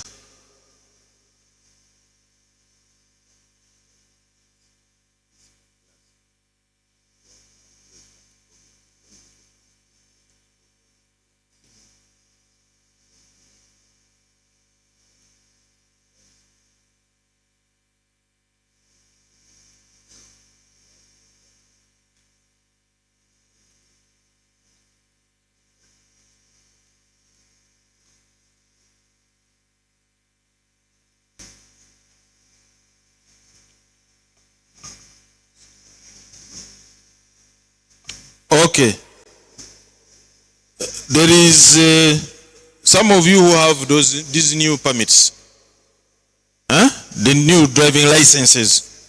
Behind it. Bani abajirina wa? Zala zewa. Kati mwa. Mzee.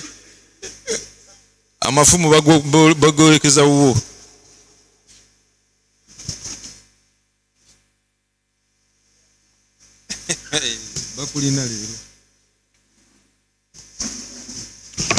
Okay, when you look at my this driving license here, behind it is what we call a vehicle restriction. Restriction means you are restricted to that particular vehicle the moment you get your license. There is automatic transmission. When I'm testing you for a driving license, I will ask you, you have come for a driving license or a driving test. Do you want automatic or manual? Which one are you comfortable with? Automatic or manual?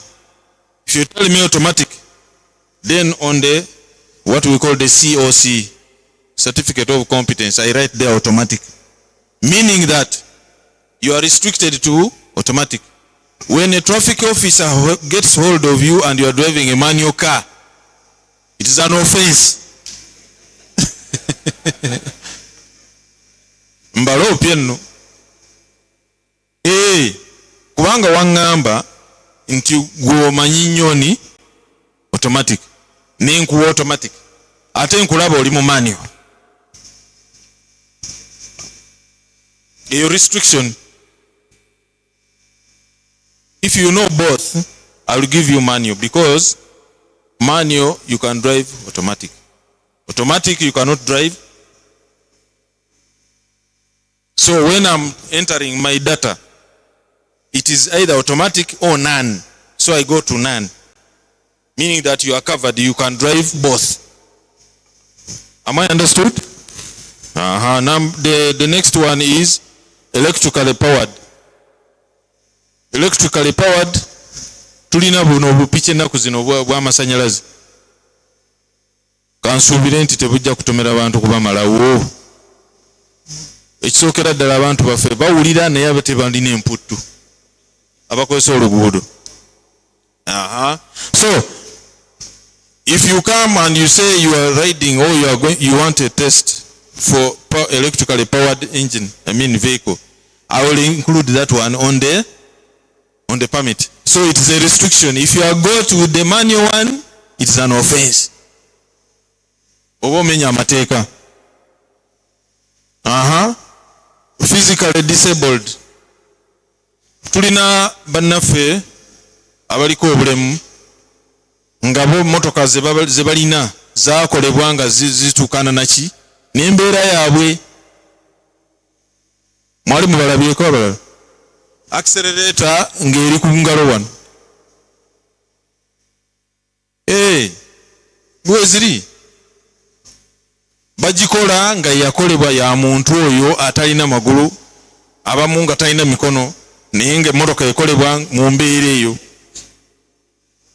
Byonna, once it is that there is that restriction, if we find you driving a manual car, a vehicle with the other, say like a normal car, and you have those restrictions, it is an offense. Ate tutugamba nti tukutwale w'omubaka akiikirira abaliko obulemu mu parliament, tukutwala butwazi.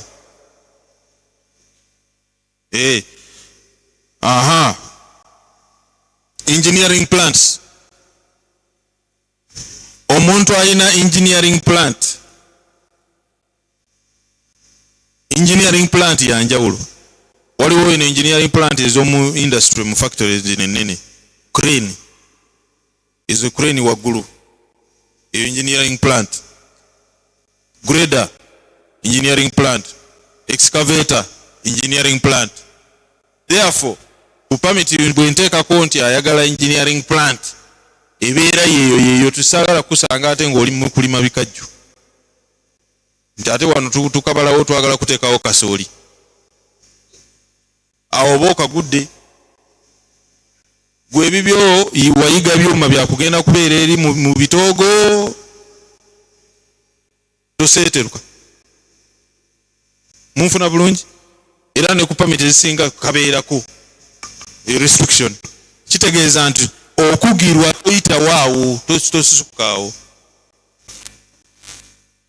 Tegerekese bulungi mzee. Yes sir. It's okay. He goes in just like when you have automatic. If you want to drive a manual car, you come back and we change the information on the system. You are not going to, because you are thinking that you can now drive a manual car, you are not going to do it just overnight. Come and we give you the information. We change all that. Are we together?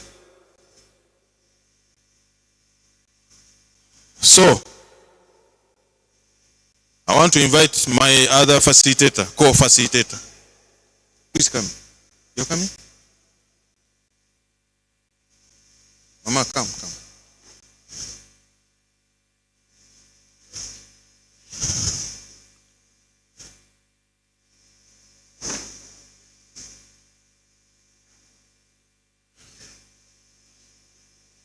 Mubeere lugazi wano, mama ono ajja mumumanyi? Temumanyi? Abatamumanyi be baliwo. Mwanjule. Mumumanyi okay. Mama ono ye OC traffic we lugazi. District. Oh, thank you very much. Okay. Mbadde nka good. District traffic officer we Buyikwe. Lugazi ali muki? Buyikwe ali muki? Wape. Lugazi ali mu Buyikwe. Okay, kabeeko byabanyonyola mutega amatu bannaye.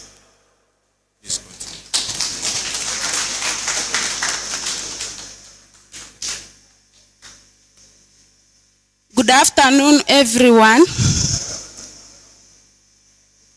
Protocol observed. By names, I'm Assistant Superintendent of Police, Atako Beatrice. I am District Traffic Officer, Buyikwe District. Under Buyikwe District, we have 3 stations, that is all where traffic is. We have Lugazi Police Station, Mabira Police Station, Ngogwe Police Station, Njeru Police Station. It means there are 4. I decided there were 3. Okay? So anything concerning Buyikwe, I still respond. But we work concurrently with the other OCs, okay? But basically, I'm attached to Lugazi. Lugazi Bini, bigger station, is mostly like the region, okay?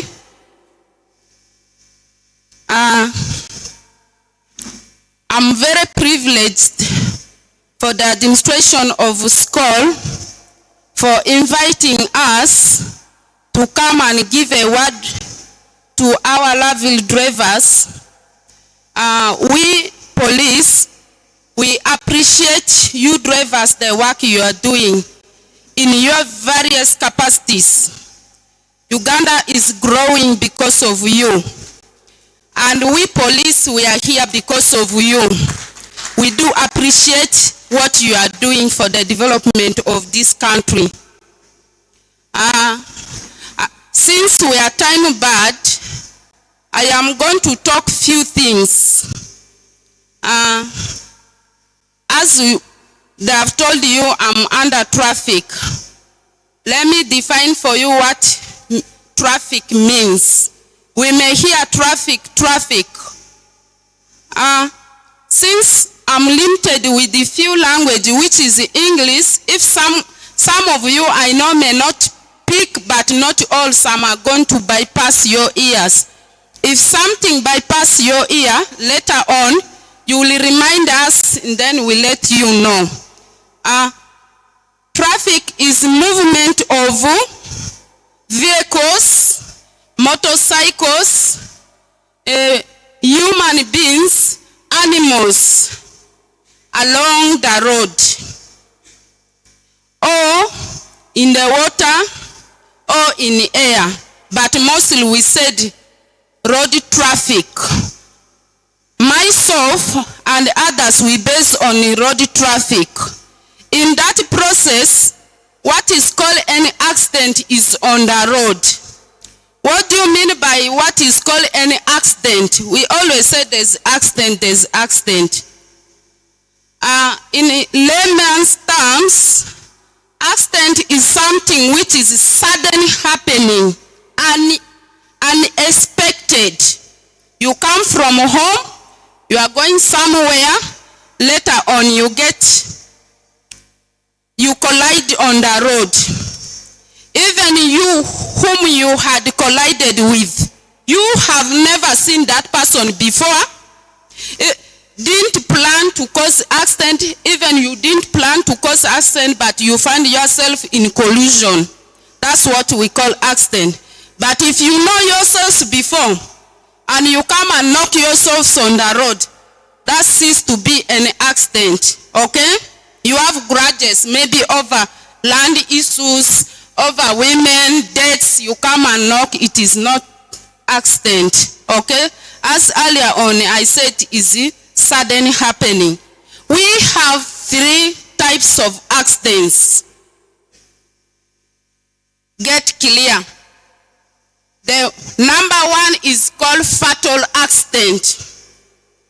A fatal means where a life of a human being is lost. A fatal means loss of life, not a life of an animal, but of a human being. We term that one as fatal accident. The second one is serious accident. Either slight injury or major injury. In those serious accidents, we have features like bruises. You may have bruises, deep cuts, injuries in your body. We term as serious accident. Clear? That is number 2. The third type of accident is minor accident. In this minor accident, we have that purely vehicles get collide with another vehicle. There's no life.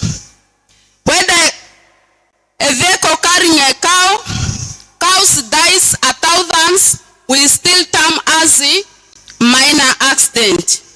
Where you go and knock a building, it collapses, is still an accident. So we have 3 types of accident. If you didn't get clear, you let us know. Well, as IOV has tackled all what it calls these accidents, I am not going to talk much about it. It's all about to show my presence here. But however, how do we avoid the accidents? What we want from you is road discipline. Road discipline, you be disciplined for yourself. Before you accord a discipline to someone, you should have been disciplined by yourself. When you are disciplined, you're going to follow the road rules, road markings, road signals, traffic signals. When traffic also stops you, you have to stop and listen and you go. And you should all the time move with your driving license, either the number or copy of driving license. Most of times we have been getting these drivers, when we ask them, can we see your driving license? They tell us their driving licenses are kept somewhere. We are mandated to check whether the vehicle you are driving is, the permit you are having is the word to the vehicle you are driving. But you deny a traffic officer chance that your permit has been kept somewhere. We are unaware. How do we know our drivers are competent on the road when you don't have any sign and telling me the permits are kept somewhere for reasons best known by management. If we can adjust there, the better. What I'm also going to tackle a bit is whenever accident occurs, endeavor to report to nearest police or inform traffic officers on the road. I've come to see with our drivers when they cause accident, the time it accident when they were good, but most of times they vanish from the scene, they don't report accident. That it is an offense on the side of drivers. When you knock something, you are to stop and see. If possible, give help for the person you have injured. We would welcome it. As I told you, it is not something you intended. Suddenly happen. Why do you run away after knocking somebody and you change a position? You even abandon vehicle, you run home. Did you intend to do so? If you run away, it means you have intention. Okay? We should really come out of that. When we cause accident, we come. And when you see there's violent situation in that accident, due to the safety of your life, you can drive ahead, but within 24 hours, endeavor to report police. We will welcome you. And with reason why you report to us, we first go on ground to assess why the accident occur. Not always people who knock others are only wrong. It is police to assess what could have caused this accident. Could it be the road? Could it be the vehicle condition? It is now upon the police to write a report, okay? Let's account for what we are doing. Clear? Don't fear police. When you have a problem, report to us. I am not going to take much time. I have somebody who is going to summarize everything. Thanks for keeping ears on alert and listen. Be blessed for God and my country. Oh, if there's question,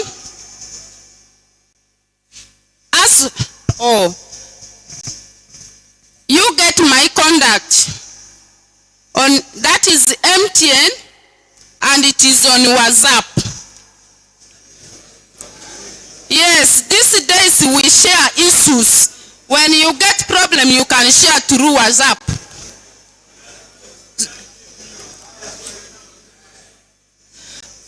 Get 0779 82 60 10. I repeat for people who are a bit slow. 0779 82 60 10. Since there's office line is majorly Airtel.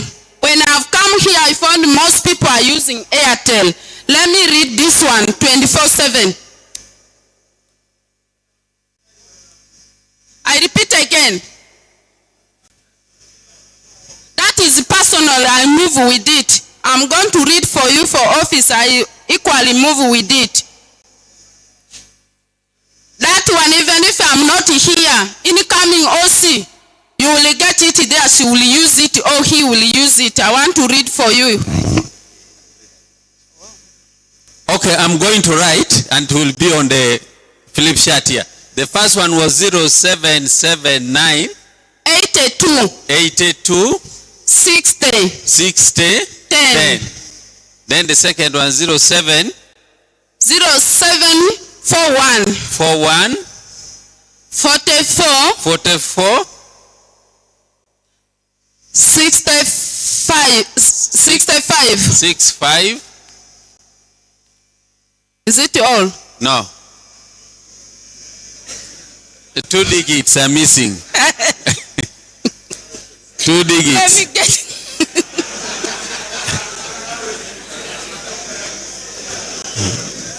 the other Airtel line. Why are you not reading? Hey. What? 741 44 55 68.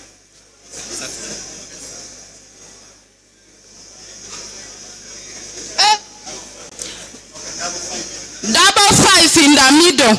Okay, we can rewrite 0 7 4 1 double 5 double 5 double 4 first.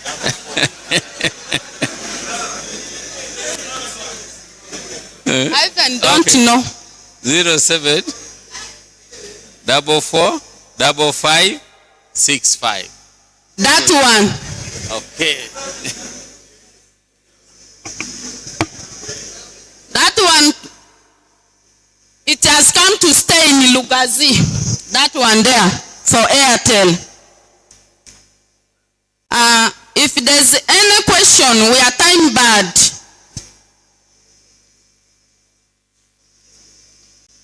Any 1 or 2 questions? Okay.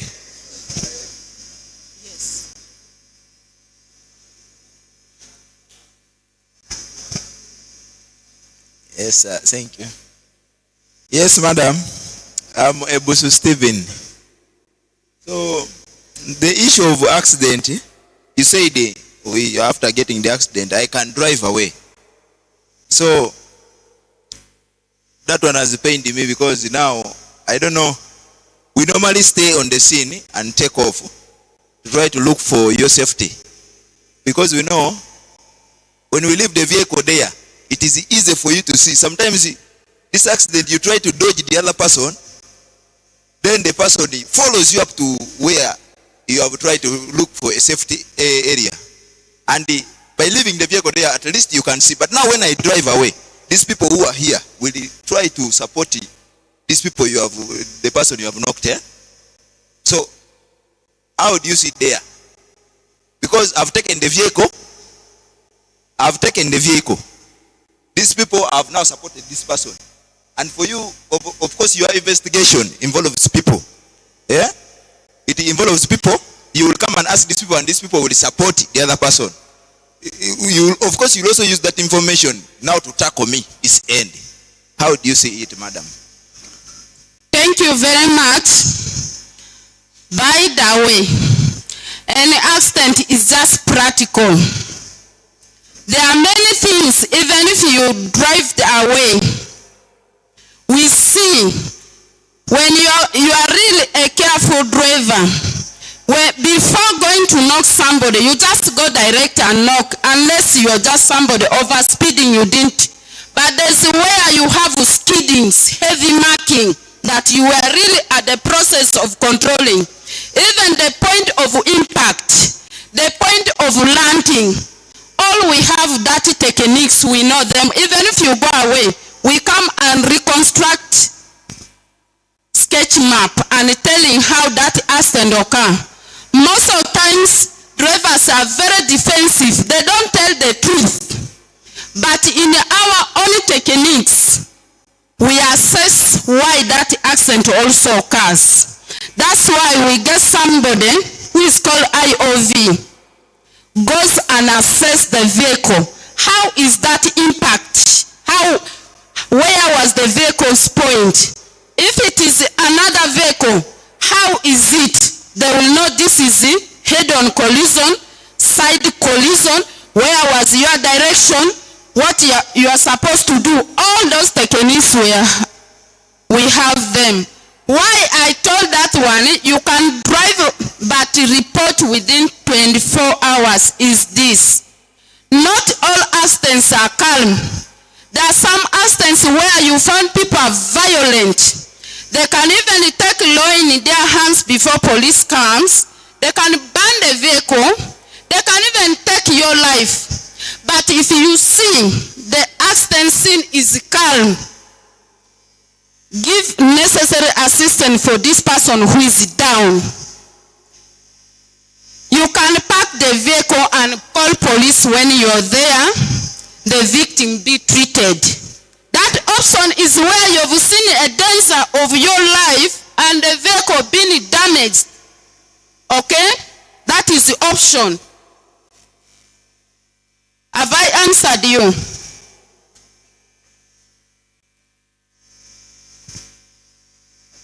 I think you are all satisfied. Silence means they're okay or they are not satisfied. Any of them. And therefore, we have to show that we are satisfied by clapping. Is that okay? I want us to thank the two presenters who have so far presented. The question which... Excuse me, there's one person here. Okay. These are latecomers. Okay, sorry, sir. I'm saying Samba Uribafos. Since 1993, I've been driving, but I've never made an accident up to police. There is somebody that said that if he has made an accident, you put him or she in the safe custody. Is this true?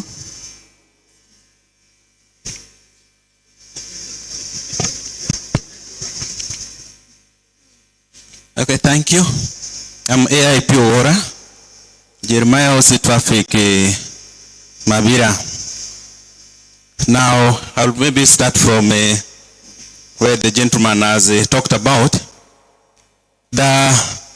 In most cases, there are circumstances where we can have the driver in cells, but it's not a must that whenever accident happens, you can put somebody in custody. Now, before even us putting somebody in custody, sometimes even a driver can come by himself. So when people are what? Are following him. Okay? So, and we have had so many cases. Recently we had the accident involving a SCOUL vehicle that was a tractor, the other side of Ichiduso, where we lost, I think, 2 school-going children. Now, where the accident happens is where the driver comes from. The same area where the accident happens, where the driver comes from, is where these people come from. So for the safety purposes, we had to remain with that what? With the driver. So it is not always a must that when accident happens, the driver must be what? Must be kept. Now, just to, I think maybe before we continue, I just wanted to add some few things that I think even the same question was asked to IOV. I just want to add something here about these signs and give you the easiest formula for it. Okay? The easiest formula for it that becomes easy for you to understand. Of course, this one we talked about it, that you can overtake when it is safe for you to do so. So always when you see this sign here, or this road marking, the broken lanes, it is not a must that you have to overtake. Because you might be in the broken lane and there's oncoming vehicle. Are you supposed to overtake? No. So you only overtake if it is safe for you to do so. Now when it comes to this number 2 and number 3, the only way to understand this is that you can only overtake if the line nearest to you is broken. When you mark that, it will be very simple for you. For example, when you are here, this person is coming and this one is going the other side. So when you look at this person, the line nearest to this person is what? Is broken. So if it is safe for him to do so, he can go ahead and overtake. Now this person who is coming from the opposite side, the line nearest to him is not broken, it is a solid line. So literally you cannot what? You cannot overtake. The same also to this one. Are we together here? I think I just continue instead of no, you'll ask the question later. So I came discussed most of the things. My commander also discussed most of the things. We have been talking about the road, the drivers, and everything. Let me just ask a question. Who is a driver? I need driver. We have been talking about driver. I need driver.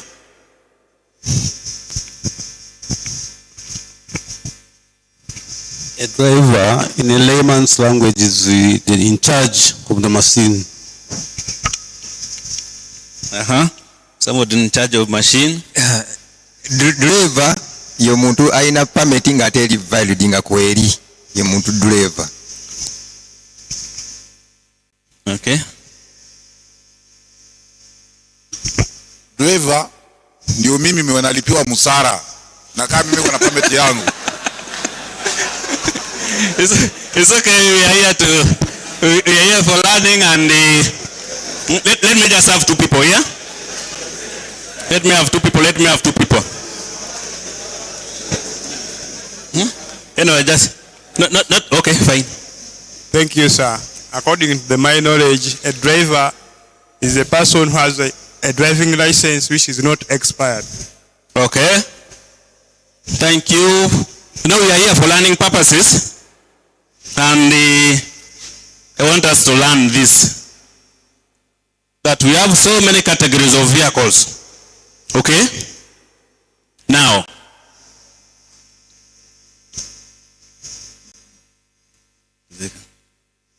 we have so many categories of what? Of vehicles. Now, in the traffic rules, if you think you don't have a permit, then we get you behind the what? The steering. Tuja kutwala nga driver. Okay? Let me have Muzee here. So in relation to vehicles, mutoka yonna, trailer, engineering plant, or tractor. Let us look at these two people here. In relation to a vehicle, that is a small car of Muzee Loganathan, tractor, trailers. A driver is any person who drives, like for him they said he has what? A permit. Okay? Or any person who attempts to drive. Who does what? Attempts. Tavuga na agezeza kukola shi? Kuvuga fe kumateka tuja kutwala ngachi driver. Now, supposing Muzee is a driver, unokati tanman ya Muzee. We assume we have tanman loader. Okay? Kati Muzee ajakureka moto wakawa gambo waya. Kamfune wano soda. Muzee kola shi? Fuluma tule wali. Kati wano loader na jana kola shi? Nala wano pa! Taina permiti. Tafunanga ko. Siri expired. Nutusanga nguli kuchi. Kustiari tuja kutwala nga driver. Eno kumateka. Okay? Kati kwetoja kamba fane sina permiti ndi kaso sanga ngokola shi onoga aberanga attemptinga agezageza ngokola shi kumateka mu traffic tuja kutwala ngachi ga driver. So tomorrow sagolo parking motoka wali ya Bikajo, you park a vehicle Bikajo there, you want to get something, you have left a loader there, a loader comes and sits behind the steering. Don't risk. We shall take the loader as the driver, and the law will handle him. Are you okay? Ishara. Take one. In relations to now, these are two vehicles. Are we seeing? Two vehicles that will break down here. Ze jinjo manyiga break down here bogere. Mabira. Si checho. Ono katavuga chi? Avuga breakdown. Are we together? Then ino katumutoka unavuga chi aliko steering ya mutoka yechi ya accident. Okay? So in relation to a breakdown, a driver is that person driving the towing vehicle, the one towing. Okay? So in the case of anything, in the case of accident, tutwala unongachi. Nga driver unavuga breakdown, sio unatule kuchi. Okay, oba ina permit ubata ina biji naye ono tutwalanga kikasa ali kuki ali ku steering kubanga ono kata directing ono kola ki avuga ono kati. Okay, ekirala waliwo tulina ate group endala bano balina ente oba bali wano abantu baliwa balonzi oba batambula ente bagamba kuvuga ente ku mateeka mu traffic omuntu atambula ente oba avuga ente awo ku luguudo ffe tutwalanga ki nga driver. So nga waliwo accident yonna nga ki yes tutwala ono nga ki kubanga waliwo mateeka eguidinga ki ente mu luguudo kati oba olwanda ente oba obuki waliwo distance 50 meters kuva ku luguudo. So we have been talking here of drivers and the rest. So don't look at the oli ayina permit zokka osanga ono load ali mabega wa steering kazo osanga nguli ku steering tujja kutwala nga ki nga driver ono wa breakdown tujja kutwala nga ki nga driver. Ate naku zino balese endala eno bagamba digital communications, digital transporting, bano ba Uber and the rest. Uber, this is safe drive, safe ride and the rest. That person who makes communication kaso sindika ka message ata ndi wano kati Pentagon njagala ki njagala boda ingenda Lugazi town oli na receiving oli omuntu receiving fe kumataka tutwala nga ki nga driver. Now we have known the driver, we have known the type of accidents and the rest. Now accident has happened because they said it is unwanted, it is unexpected, you don't plan for it. Kaso gamba tumonanga ngenda kutongola musajja ono eno tezibera accident. Okay, obo maze kufuna accident wala balagamba at least kangene mu court neki ne mufu gwe nokuba reverse atatolinyo omuntu eno si accident kati ibera mada. So sagolo ufuna accident wali no gamba at least kakole ki now accident has happened, you have got accident, what are you supposed to do? Just want to highlight some of the things. Now if it is you who has got involved in an accident and you think it is safe for you, okay, nesi bu accident mudagamba I'm safe, how do you determine that? Ngosanga nga it is safe for you, for your safety. Accident has happened. What you do, you stop. Are we together? Tagwe mwenyino maze kugejinga ata an accident ziri minor, people are not riotous and the rest. What you do, you stop. Now when you stop, what happens? That is now number 2. If there is any person who is injured, walo mutafuna injuries onna ngagwe ga driver kubanga fitumanya at least buli driver agenda na call at least take a course ya first aid and the rest. Ngumaze kuyimirira. Now what do you do there? Somebody who's injured. If you can give any assistance to that person, sigamba togenda ufune panadol rete ukole ki. Assistance can mean you can even carry that person, you put what? You put aside. Numuabu yambi. Okay? Now, if it is not safe for you, go uri musaja wafe. Actually, Mr. Loganathan, I first want to bring it to your attention that we have a very good working relationship with the Muzei Kazumoto. Always when the accident happens, and this part of somebody not stopping because of safety, as I said, he has always made sure that he brings these people back and all the necessary documents, then we do the what? The paperwork. So with that one, we really appreciate that. These days we really get difficulties with looking for drivers of what? Of SCOUL. It is really a good practice and wish to continue with the same.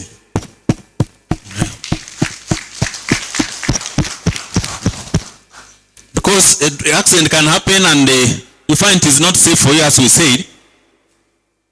The law, the other thing is that you report to the nearest police station or nearest police officer. Katuria losanga nga accident iriwa na mataba. Muntu nava na mataba. Walo police station na uwa na magunga. Na ita lugazi. Na ita mavira. Na genda na reporting awa njeru. Is that the nearest police station? Yeah? But drivers wali wano. Ada kufuna accident ganga. Ngamba gena kupata ngawa. Magroba CPS. And yet they say the nearest police one. Police station.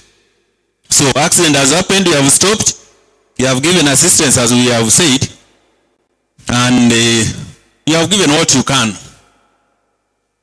Now, the other one you have not stopped, you go to the nearest police station. And does not mean that you run away with the vehicle. Sometimes, of course, you find damage. Now, what is all reporting? Jango wakazi moto. Really? Then mukomone chi ni kazi moto ngumanya ataka tindi safe. Okay? Now, another thing that you are supposed to do is that when you have remained at the scene as a driver, officer has come, a traffic officer, it is your responsibility kumu officer no details kwatakalane permit yo, details kwatakalane kampuni, kwatakalane motoka. Katosango officer zete wali tasabola kolaba wali namba ya motoka ate gwenga driver now tumanyine nechi namba ya motoka. Ibera responsibility yo gamba officer motoka yange ziri bote no namba bote permit zizino. Are we together? I think we are clear there. Then in addition to that, we talked about Fanda Ayovi talked about the hooting places. Here we are all going to contribute. Which areas are we not supposed to hoot? Chifunga tusobola kuba ngombe. Somebody with another speaker? Microphone.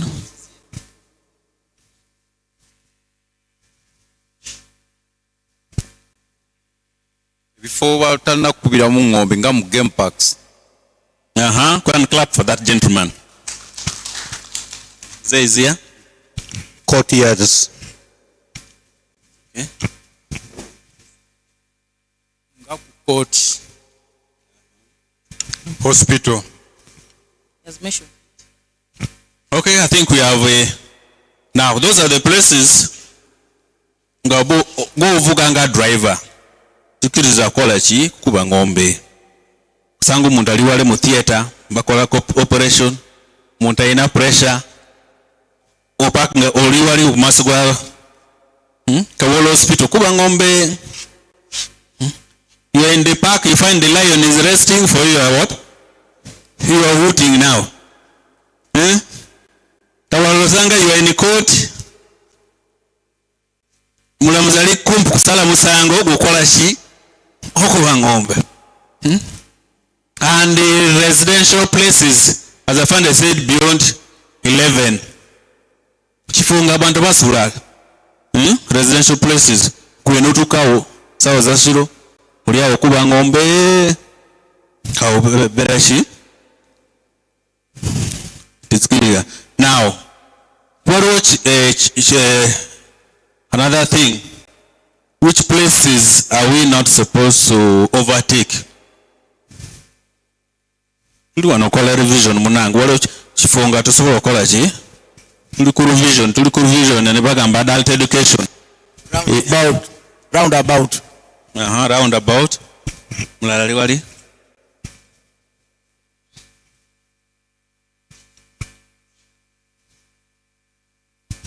on the slope Kaserengetu.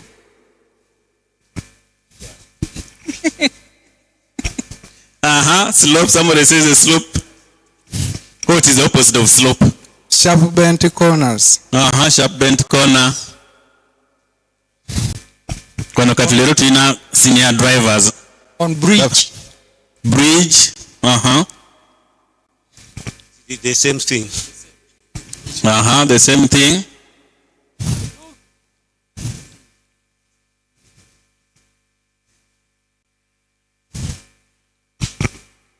Muze kumpe ne chachi oba kuloji tokanga munyo.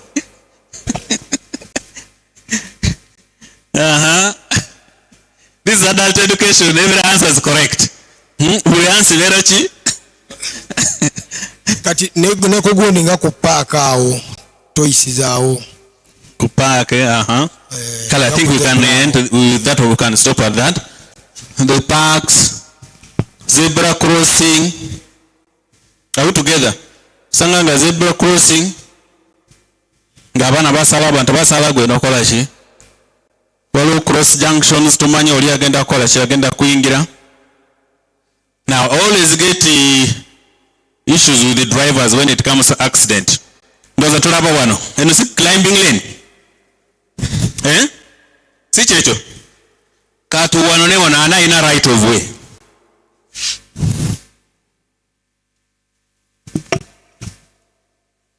Always get issues with the driver. Muntaka mandi kumeini. This is it.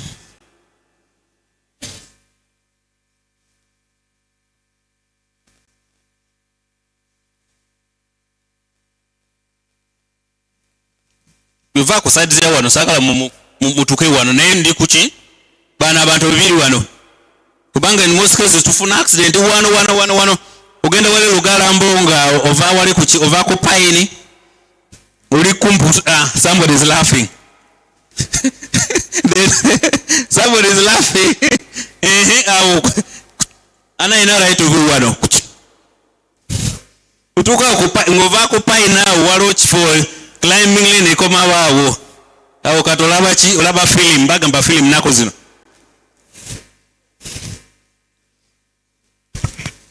nani mikubo ye B kubanga ku B awo ebanga aduka nyo speed hata duka ngabera ku A.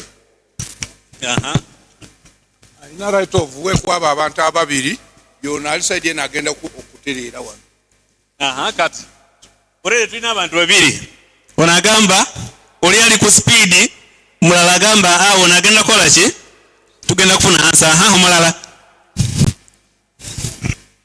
kasai side ya ono ayambuka ku tuina ali masa azze ku mukono kuno yo mutufu bwana kati bali ku ki bali ku side emu ona ali ku climbing lane ona ali ku overtaking lane bwana bali in the same position ona ali wano kati climbing lane egenda kola awo munyina awo ndagala tulaba ka film awo maso akati afande ono ali ku A. Okay, members, order. Abera ali ku kituufu kubanga okugeza ffe tuvuga tractor tezina side mirror naye ono ali ku B aba alina okugumiikiriza oteekeko then alyoka akuyise kubali buli muntu ali mu kituufu naye anaina right of way. These are the daily things that happen around there. Before Mzee Kazimoto comes around that area.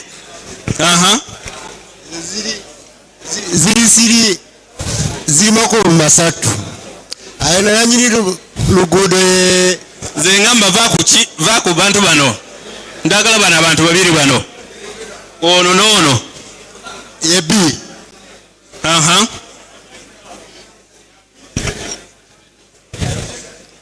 Order, members, as we answer the question. Say samba uliba force.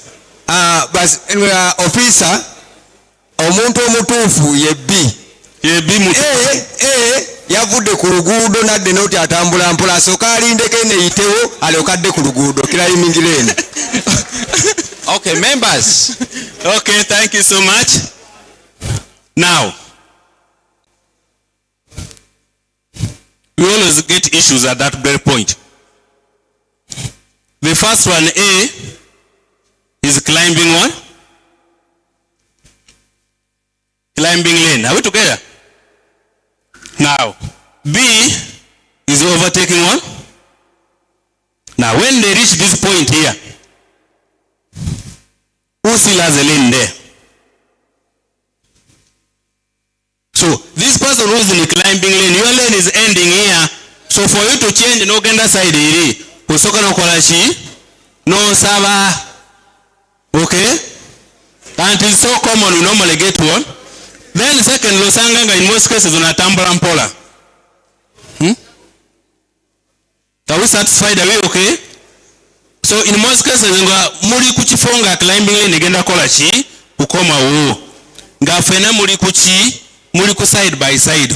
Umuntu ali wali musoko muleko munona kola chi na agenda. Kubanga you climbing uli utambula mpola, secondly climbing lane kola chi ikoma wo katugusaba kuyingira ku line ya muno. Okay? Other than walo shirara ngosanganga nga ono climbing lane ali mu maso.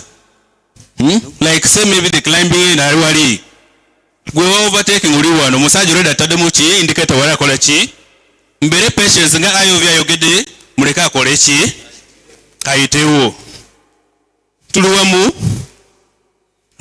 saba tukomao.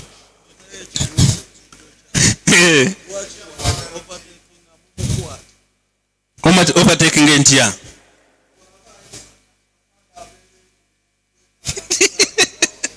Tuja kwenu. So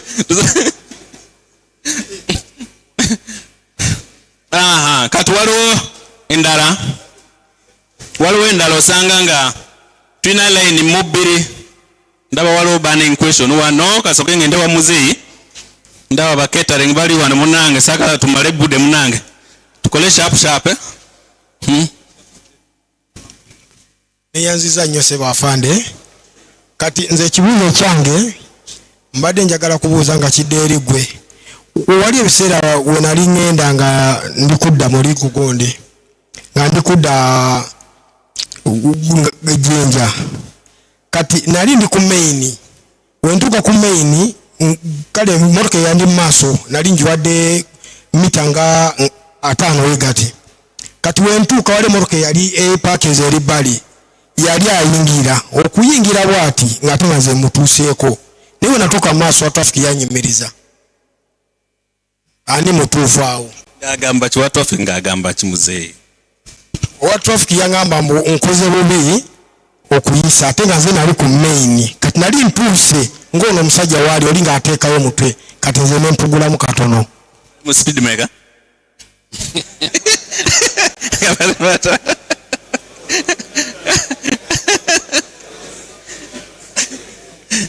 Okay, so it all calls about patience, as we said. It all calls about what? Patience. Ate kirala saga kumanyimba gambo mutagamba ndi right of wina right of way naye still wina right of way obera ne precautions nogamba kintu kyonna ebeera walongera at least ojakola ki oja kusaving a situation. Then waliwo ate situation endala ndaba osanga tukyali wano ku A and B. We are still at this A and B. Okay?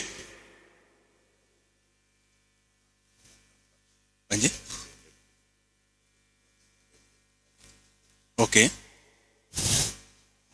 Okay.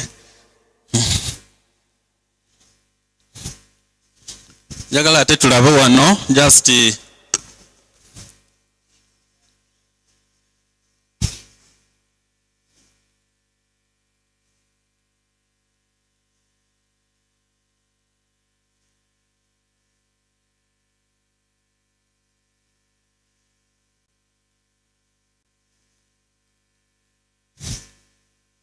hope we are seeing here. Kati olaba wano A ne B naye waliwo instances usanga nga unatambula not even that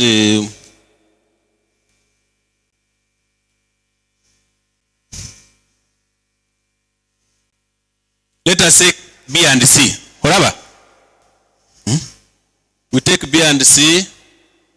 Oh, we say maybe C is there. So, waliwo kiseera osanga nga abantu bayise ku left. People overtake on the left.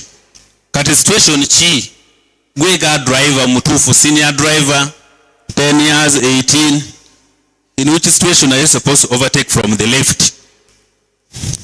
Si mukataka naye on the left. Abantu batambula naye wano gwe mwenyewe nga driver olaba nga waliwo kifo wano naye ku situation kinga driver oyisa ku left or you overtake from the left. Ati afande moro nga iri maso nga kwade indicator agenda kusala ate ngolaba space eri ekumala overtake. Let's clap for him. Kwe mngola munanga. Mulala. Sebolo sanga emotoka yafiridde mu kubo ataddeko indicator ataddeko n'akabonero akalaga nti wano emotoka efudde ndi wadde mboyitira sayidi eno. Waliwo muntu mulala yanziza officer manya gange nze Bazibulonadi. For example osanga ekirala ekyo okutekingira eva ku left oli avuga mpola nga ali ku side eya wakati eyo sobola otekinga left. Ate kiki others tuli ku adult education 18 okukola ki? Kuyiga.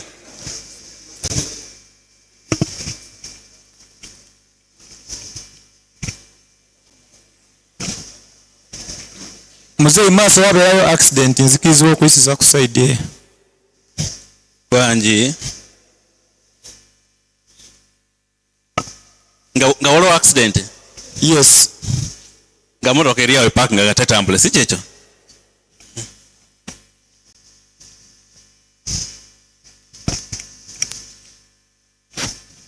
Kakiti minongea ekwasa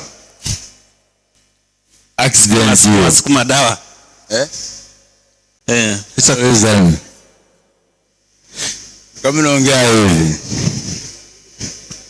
Temuseka shenyo. Kwa mimi nasema an accident kwa saa tofauti kuona kama kila mtu nafaa kujichukua chonjo. Kama leo mbele huko sangi siwezi fanyisa chiburi yangu kwenda sio mimi na wewe na kuja nkuweze force mulumba ganye mbana kuda kubara ya aito nagembeo interpreter will help me. Okay, I think we have now somebody said here that olabanga waliwo motoka eri mu maaso go, the vehicle that is in front of you has indicated to turn to turn right. Okay, that one you can go ahead and overtake from the left. Nga gwe mwenyene ng'omanya ati oyina sufficient space nga space mara naye oyinza kusanga nga oli ataddemu indicator n'ali kuki ali ku line nga tewali kifo naye gwe mwenyene osooka okolaabo assessment n'omanya ati eno kifo sobola kukola ki kuyitawo ng'olaba oli akola ki ataddemu indicator agenda kukola ki. Then omulala waliwo oli agamba ati olaba nga ona atambula mpola nnyo waliwo balala osanga nga heavy trucks ng'ali awo ku wina lane nga tavaawo ng'omanya ati eri safe naye si ye master tokola ki. So the Fandarati has requested me just to add some highlights on the causes of of accident. As this we said earlier that we have three causes of or factors that can lead to accident. Now one of them we talked of human error. Usanga 75% or more than 75% are accident caused by us. Now under that human area, there is sometime ngo osanga ngo omuntu avuga talekawo space nga tuyogedde wano. Now tuyina wano breaking distances gumanya ataamu nange ndi ku kifo kino oba waliwo obuzibu yonna ngenda kusiba kakole ngenda kusiba nekola ki neyitamu oba nesavinga ki nesavinga situation. Naye osanga omuntu avuga kumpi n'oli what we call driving too close. Mutaja munali wali mita 2 kati oli nasanga nga waliwo incident oba waliwo omwana asala waki nasiba onajana kola ki nakuba mabega kuba mabega jagamba afande mutu akatesiba biki oletayo vikola inspection mutu akisiba bulungi nnyo. Kati osanga abantu people do not give a sufficient gap. Tewala agenda kukola measurement nagamba ova wano kati tekawo mita ng'oli atambula. Gwe bwenyini omanyi condition ya motoka yo, omanyi size ya motoka yo, kubanga motoka nene tigenda kusiba nga motoka ki nga motoka ntono. So ga driver mwenyini okola estimate nomanya ata oba waliwo obuzibu yonna nje nja kukola ki nsobola kusiba ne savinga ki ne savinga situation. Abalala basoko bateekako bagamba kawunyemu dagamba one for the road. Now the moment you take one for the road, as you said, your calculation or your estimate, your vision will change. Uweza kulaba oli olaba motoka ntono ne musajja laba motoka ntono labanga nsiri because you are not alone. Olaba oli no labanga kintu kitono nnyo ngamba ono kakole ki kumbu genda kuyingira te mutwele muno ba mu tractor muno. So in most cases, and actually to put light on that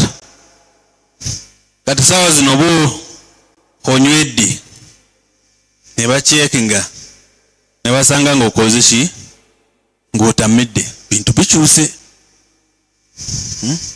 Bintu bikoze ki bikyuse ku mateeka empya kati fine maximum better 6 million 300 currency point ng'oteekeko time is 20,000 better 6 what 6 million. So what are kintu things that we are supposed to do God driver no making sure at least no kolachi no saving a situation. Abalala nga bachali banga batoba ba tractors ba kens kusanga nga munda gutude wano boti ne wano for like abantu babiri no usanga ngutade mu abantu musanvu nga negia tosobola kola ki tezibera mistake ya motoka bera you as a person human one error tosobola kuchuza negia abantu bali wano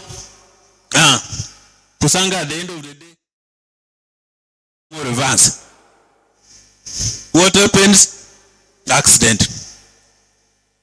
Umulalo sanga nga ali mu motoka na ali kuki ali kusimu wana ali kusimu kozi mulala yise wali na jembe wano walo kifo ky'enkoko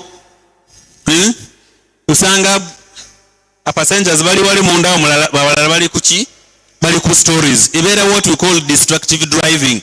Tusobola kola ki concentrating on okola ki n'ovuga motoka wiza kubeera omusimu bagamba munango manyi omwana mulwadde kuba omwana amaze kola ki ava kufuna accident biki. So all those things, those are actually human errors, things that are caused by us, and so many. Now maybe to summarize because of time, just to add some few things, is that tuina kati new developments as I said. One is that we have a digital validation of driving permits, insurance, and PSV licenses. Digital. Kusoma ka permit number yo, ne tuingiza ku machine, ne tu check ngo boyina forged boyina chi permit ntuufu kati bo manyi ata amuna permit goyina nga si ntuufu awo manyi insurance kati sawa zino tuyingize just number ya motoka nileta chi nileta details za insurance. So those are some of the new development that we have. Ata waruma begawo nga abantu ba complain bagamba munange motoka yange Toyota yasi ate ndaba permit ya chi permit ya corona receipt gompa ya chi ya corona kati that problem is solved. Nakuzino katuyingiza just number ya motoka pub ileta nechi ileta ne make ya motoka yo oba Toyota corona oba buchiza ona ikola chi ileta mu system kati go bo manyo ina number fake number plate nga number plate yo si ya motoka ntufu kuliwa no kurugudo elbow out kumbe number plate si ya chi hawo tuyingiza number tulabo ovuga corona kati tulabo ileta details ya safu aunga tusotinga awo. So then waliwo changes ndala ate yakawunyemu mabegawo ngusanga ngo mutagamba ata onakoze shi onatamedde ngabagamba fuwa wano sigenda kuyogera ku bintu bya wano management ndala naye ngamba ya traffic wali kuki okay gabagamba tufuwa sakolo buza ata officer na tutenja na nyode just what chupe mo babiri nedda waliwo kill me quick waliwo sabula waliwo musawo mumanyi tugenda agamba ata afande nyode just akashi akashupa kamo babichi naye mabegawo nga to testing abantu manyi waliwo test biri tukola kawunyemu ekisoka tujije kochi musaye etukebera naye nebera hectic tuterenyo kola chi kola mudwaliro okay nawo nga bajje ko musayiyo ne bagenda ne bakebera lulima begawo nga sanga kasuli beyond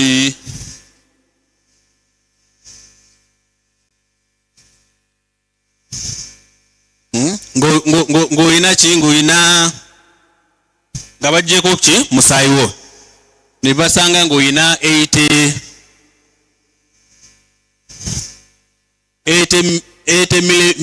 milligrams in about 80 milligrams of alcohol in 100 milliliter of blood. Katulira out of meka milliliter meka chikumi 8 verachi mwenge.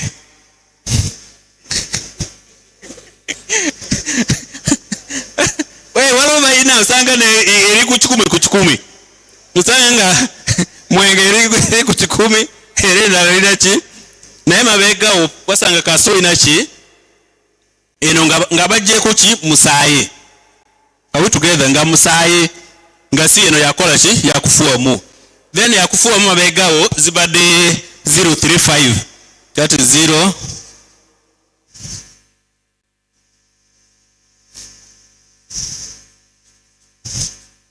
machine weri mabira eno kati zibade chi ngabaga mafuwa mu kati fuwa mu ngoinachi 35 milligrams of what of alcohol in 100 what milliliter of breath. That is by that time nekati mateka impia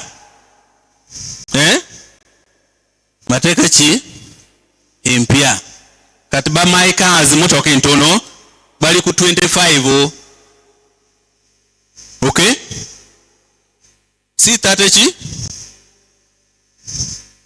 no take go commercial vehicles trucks, ambulances, PSVs kati bali ku 10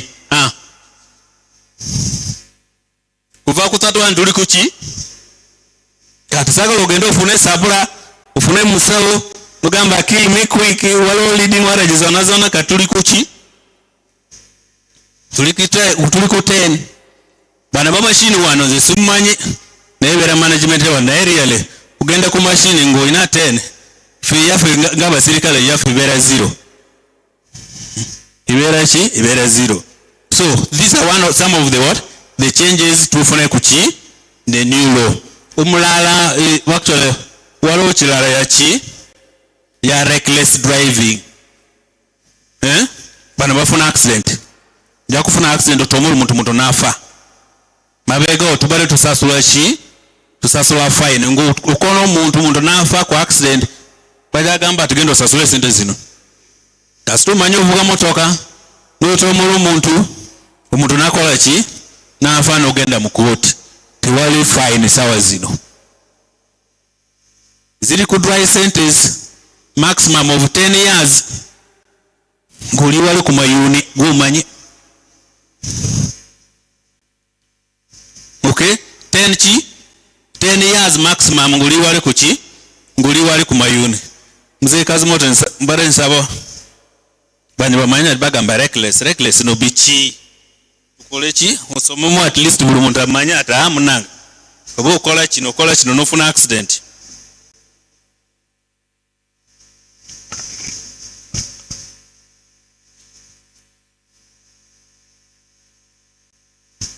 Mzee Kazimoto nyambo soma jangu wano mu Luganda nawe nsaba taata.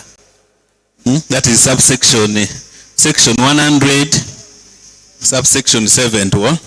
You know, when these people hear from Kazimoto, they will take it. So nyamba this is causing bodily injury or death through reckless driving. Nyambo somo wana just kano. It is saying causing bodily injury or death through reckless driving. Ndio kutusa omuntu ku bisago oba okuta omuntu olw'okuvuga obubi. Any person who causes death of any person by reckless driving of a motor vehicle through error engineering plant commits an offense and is liable on conviction to imprisonment for a term not exceeding 10 years. Waliwo fine awo Kazimoto? Tewali. Kyekyo bw'otomera olw'okuvugisa ekimama olw'okuvuga speed ne bakutwala mu kooti omusango ne gukusinga emyaka tesuuka mu 10. Then subsection 7 paragraph A up to I. What constitutes you reckless driving? Omuntu ajagamba ati reckless driving ati biki mulize wano kiki kikola ki for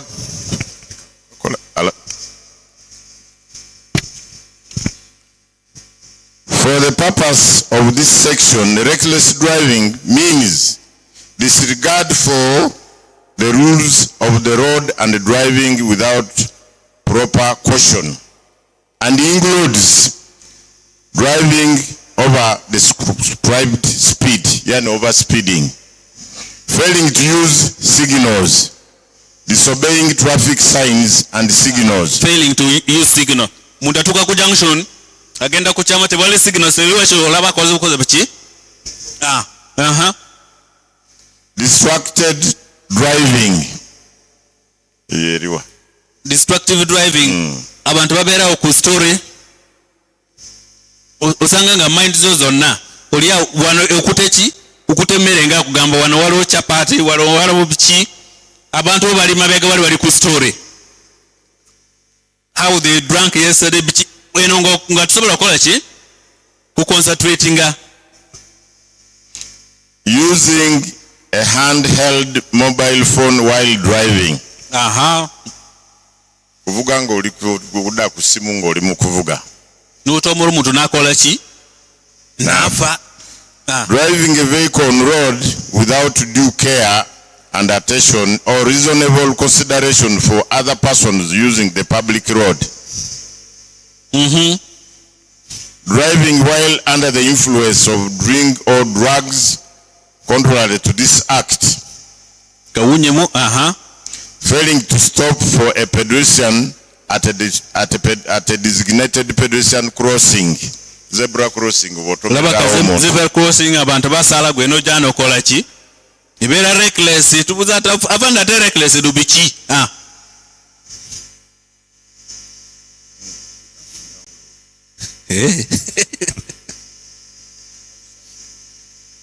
Alsas.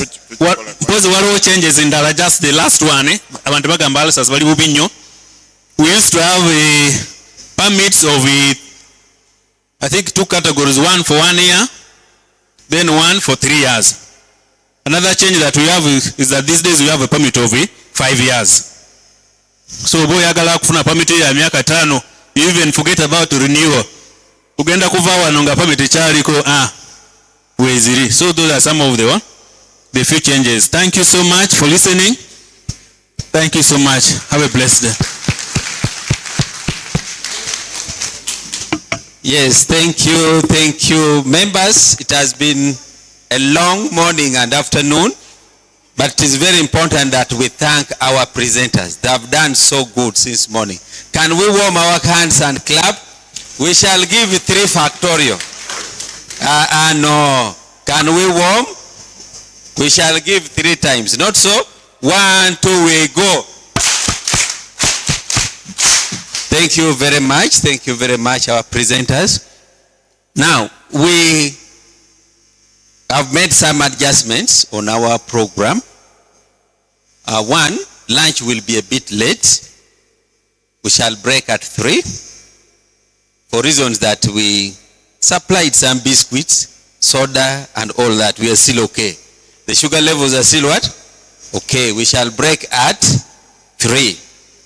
But at this point, we want to recognize the arrival of our DGM Human Resource.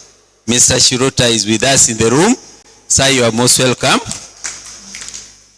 And our own also came a bit late. She's with us. We are going to give them few minutes to greet us. Is that okay? OC SCOUL Police. And then after OC SCOUL Police, we shall invite our DPC. He has sat here since morning. He has made very good observation, and we expect something from him. Is that okay? And then after that, we shall invite DGM to say a few words. And when it's done, we shall take our visitors for lunch in Greenview Guest House. Is that okay? The rest of us, we shall remain here. Our lunch is already packed. We are waiting for the other half. They've already brought the half is here. We are waiting for the other half. This time it is a packed lunch. Not so? You can even carry it home if you want for the mama and the children. So at this point, allow me, yes, sir. Thank you very much. Maybe before we close the other side of security, you can allow them to ask questions if they have any remaining question for traffic. Because we have like, we can have it 10 minutes. They can, any traffic matter, they can ask, and the officers answer, and we answer. Before I leave the floor, I'm the regional traffic officer, Seziwa. This is my boss. I take care Kayunga, Uvuma, and Njeru. So my name is SP Okalabai Andrew. I was here before. So I was once at the district. Aliko wano eno hall tujibade munyo katusomesa. Kati naze nga regional traffic office RTO. Naye kati kusera kino mubuze kubuza bya traffic leka 10 tuzibawadde bamulina kimubuuza then dipsa ingirewo n'ebirala ebya security ebirala tuli wamu oba tetulina nga tugenda mu maaso. We shall also request for the telephone numbers because I know we shall be interacting at all levels. That will come later. We shall give a paper and then we shall put on the flip chart. We are asking, are there burning questions regarding all the topics we have discussed?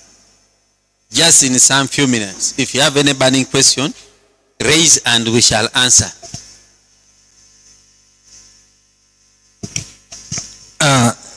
Erinnya Amanya Sensamba Wilberforce ndi driver wa lole mu Central Garage. Bannange ebibuuzo tetubuuziza bibuuzo neze sewe mukama wange. Ntuusa kwebaza kubanga emmotoka zaffe tezituukiridde. Bannange tugatte engalo zaffe naddala abavuzi ba tractor n'abaloole tukubireko abasirikale bano mu ngalo. Abasirikale bano mu ngalo simanyi mukama waffe Sebo Mr. Obo we tuyita mu mabira tusangayo omwami oyo. Emmotoka zaffe tusobola zikanika ziri mu myaka 15 ezimu 2 nya alinde emmotoka eyo agirengera n'ajja n'alyoka ayimiriza eno. So thank you very much madam. All right.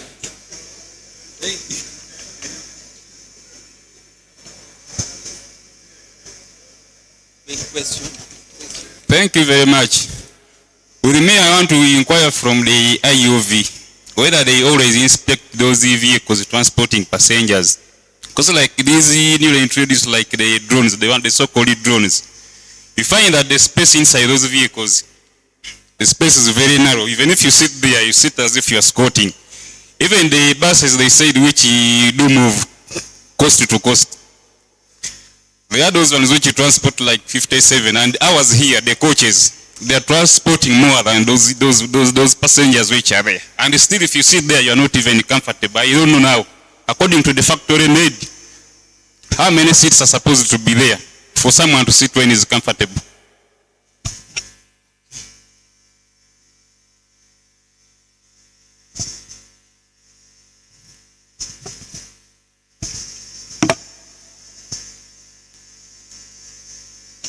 Tweyanziza nnyo Mr. Osi kibuuzo ekyange obwedda twogera ku accident naye mbuuzo oyo Mr. Osi traffic humps zikirizibwawa ku Kaserengeto mu makoona wa njagala ontangazeemu ku kya humps.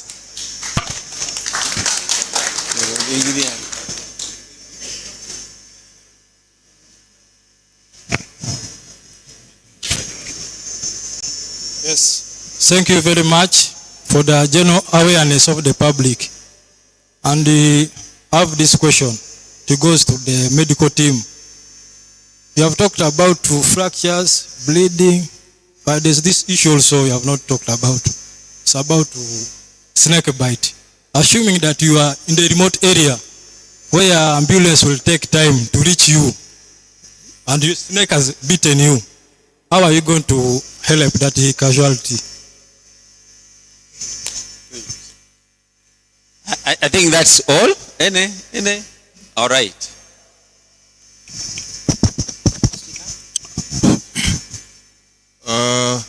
Thank you. My question is, I'm on a tractor driving and a border man comes abruptly on the way, then I knock him at a wrong way.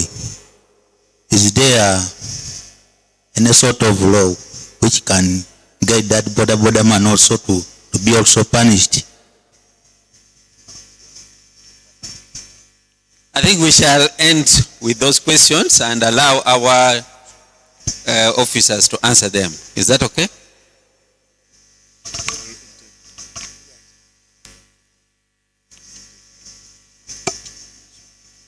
Yes, I can answer this one very fast. The law is the same.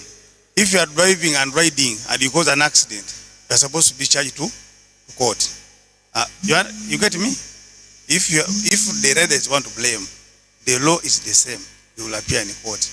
Another issue I want to emphasize is about the sketch about the accident where they say the gun report is okay when you are not safe. When you are not safe, go and you can leave the scene. But in the event that you are safe, remain there, because when we come to the site, we take photos, we take a sketch plan. It can assist you in that accident. You may leave the scene when your counterpart is still there and he changes case on you. So if you are not safe, we need a sketch plan so much so that we determine the point of impact and what happened. And that is even how we grade and pick evidence so that even insurance compensates whoever is to blame. Unless you are not safe. But if you are safe, please don't leave your colleague or if somebody, another party at the scene and run away. You get me? We come there to take what? A sketch plan also. And even evidence, even the markings when they are still fresh. That's just a point of clarity.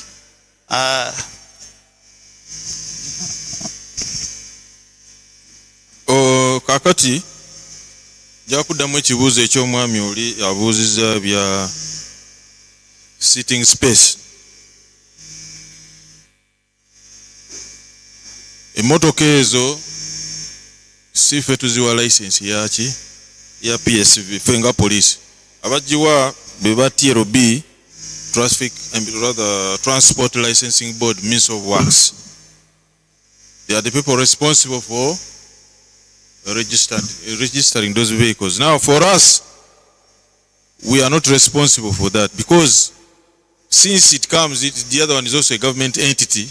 If we go against it, then that means we are shooting ourselves in the foot. Okay?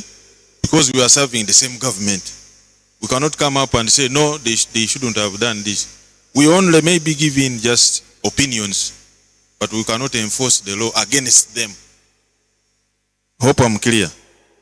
Now, for those buses which go interstate, there is a reason why they have bigger room between seats. It's because the passengers are moving a long distance. Therefore, they are given room to relax. But for you who is jumping on YY, half an hour you are off, 1 hour you are off, like that. But the other ones travel for many hours, even 24 hours, because they need comfort. Now, when you are going from Kampala and you are going to Bukedea, you can at least endure for some few hours. So the distance, the spacing is also a bit minimized. And those ones, they carry 67 passengers. Okay? And when we talk of economic terms, the one carrying fewer passengers pay more money. Because you cannot expect a traveler from Kampala going to Nairobi, then via Arusha, going to Dar es Salaam, to pay the same like one who is traveling from Kampala to Soroti. So the bigger the distance, the more you pay. Now, hope I've answered you, my brother. Have I answered you?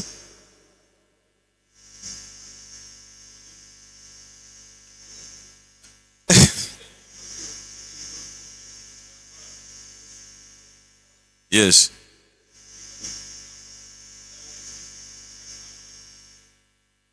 Oh. Okay, we shall see the relevant authorities. Now there is somebody who talked about humps, where humps are supposed to be located. Now, in engineering terms, it is after a survey is done that they can decide to put a hump where it is supposed to be put. Now, you cannot say on a slope, you say where there is a bend, you put there what? A hump. Because normally there is that, for example, you have to look at vehicles like the trucks or buses which may come and they are new to that road. It may cause or it can escalate accidents. Obenje buyinza okubeerawo kubanga waliwo omugoba w'ekidduka atamanyiiwo kati bw'omuteera hampu mu kkoona ate kaserengeto kitegeeza nti obubenje bujja kweyongera. Tuli ffenna? So kantwala akakisa kano tuwe mukulu DPC ayogereko gye tuli bannange.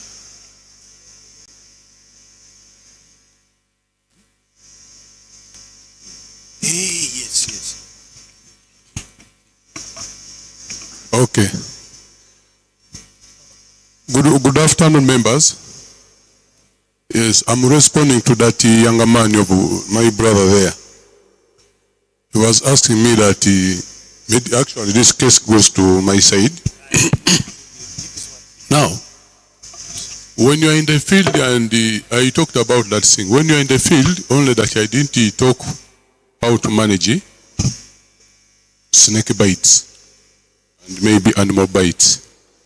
But with the snake bite, when it bites you, let's assume that it is now almost like a lecture. Let's assume that it has bite you here. Okay?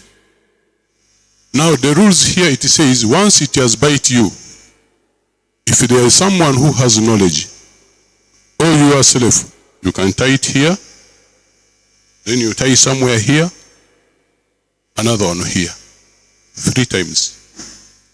But you make sure you don't tie it firmly to stop bleeding, to stop blood flow. Because if you tie it firmly, then again you are cutting blood flow in circulation to go down there. Are we okay? Then you look where there's a tap. You use a running water with the soap. Because once snakes has 2 types. There is one that has fungal infection, has fungal, which spit in poison. There's one, its work is just maybe to beat you and try to protect itself. But all snakes bites, we take them as serious. Don't take it as minor. Now, if it has bite you, you have done all the procedure that you have to show you. Then you look for soap. Someone should be, if there's someone next to you with the soap, you wash the burning area with the soap using running water. Not the water that you use, not the water that you wash, the same water as the one we are using there. Because the moment it bites you, it means the poison doesn't go direct there. The poison will be flushed around the surfaces. So if you don't take care immediately, then the poison will go inside and it will move. Then from there, it will damage your system and you get cardiac arrest, then you get problem. You end up dying. So you have to do that. If you have bandage, after washing, you apply bandage from down coming upwards. Purpose to reduce blood flow rate. Then after you refer that person to nearby hospital. Thank you. Any question? I think let us stop there. The questions are still many. We shall answer. We are still here. At this point, allow me invite our DPC. Sir, you are most welcome to talk to our drivers.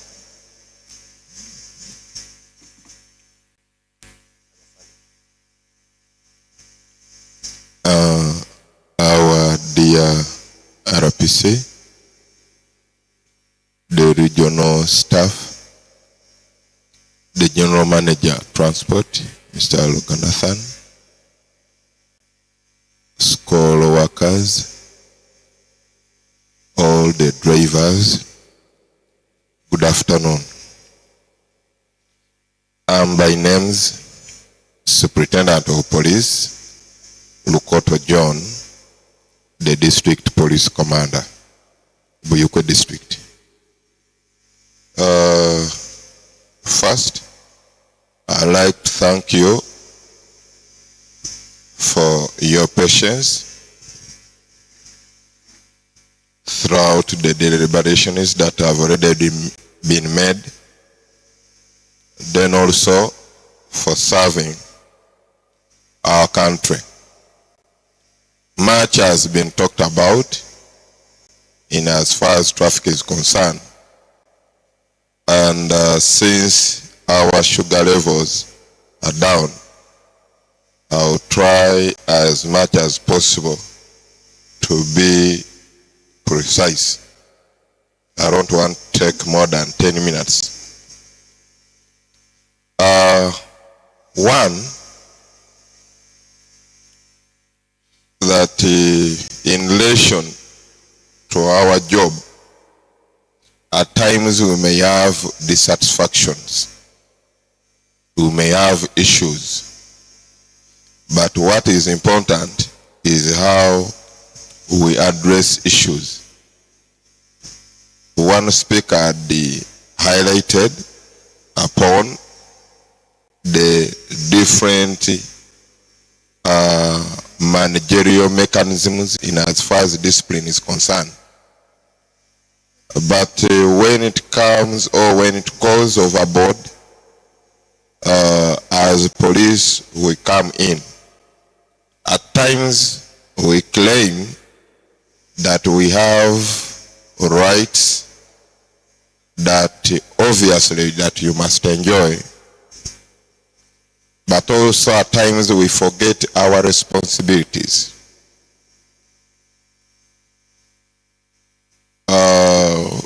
For example, if you have an issue to do with labor and you want to show your dissatisfaction and you go overboard and you stage what we call unlawful strike or demonstration without having been cleared by Uganda Police Force and particularly the IGP, you be taken on for having committed an offense. So we must be very much cautious in demanding for our rights, in exercising your rights, but we must also not forget our responsibilities. What are our responsibilities? First, as Ugandans, and secondly, as a worker of SCOUL. I may not indulge myself into the details. Then secondly, as we hold our operations, some are caught up. There is this law of common nuisance. You engage yourself or you go and spend your evening in a place that does not fit the personality of a driver of SCOUL. For example, you well know that you're not a drug addict and you go and spend an evening with the drug addicts and you're rounded up in our operations. That means that you'll be taken on as a drug addict. Nti wetubanga tukoze ekikwekweto nga tukusanze mu kifo kye banyweramu ki enjaga, naawe tugenda kutwala ng'omuki omuyaga. Yet maybe you might be innocent. Oba n'obeera mu kifo eky'abantu bali kuzanya ku matatu, balikola zaala naye nga wa sente, naye zibanga sente ziriiwo, tusangawo exhibits ng'obuti nga bubala sente, tusangawo exhibits oba buyinja oba ebitabo. You'll be taken on as a person having committed the offense of common nuisance. Lwaki tubabuulira nti oluusi bakama bammwe bajja ne bagamba bannaaye mwakoze ekikwekweto naye ate mwakwatiddemu ki abakozi baffe. Let's also try to protect ourselves nti twewale ebifo nga ebi. waliwo omusango oluusi gukolebwa, but I'm happy that it's not so common with SCOUL workers or drivers, and that is stealing from a motor vehicle. Ekibanga kyuma oba kikadde oba n'okijjako oba n'ogenda n'okitunda, ogwo gwonna gwo musango munene. Nti when you're convicted, you can be sentenced to some good years in prison. Omulala ate guno tugukola, adde abayindi bandibanga tebakumanyi. Theft of fuel.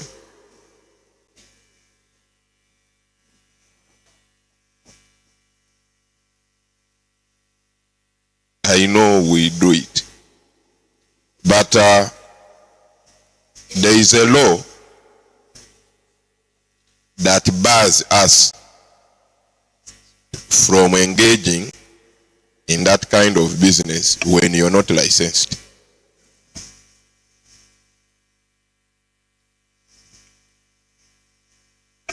At times we do it, we know the corners, and we shall also be there to arrest the unsuspecting suspects. But let's try as much as possible to fall within the confines of the law. Kubanga abamu be baleeta si kyangu era okuta abantu abo, because we've always prosecuted many of the suspects that are brought to us. Then, last but not least, is the domestic violence. That affects our performance, mostly on the job. Abanga batunyiziza, if you cannot contain the anger, you would rather move away, because you may end up killing someone unintendedly. Incidentally, you slap someone or you cane someone because you're a man. At the end of the day, you're taken on. Mostly if you're a breadwinner, that gives you the reason to be extra careful so that you continue taking care of your family. We've had people killing spouses out of anger. If you stop reasoning that you cannot control your spouse by reason and you resort to violence, that you cannot reason any longer, you as a man, you just pray for yourself.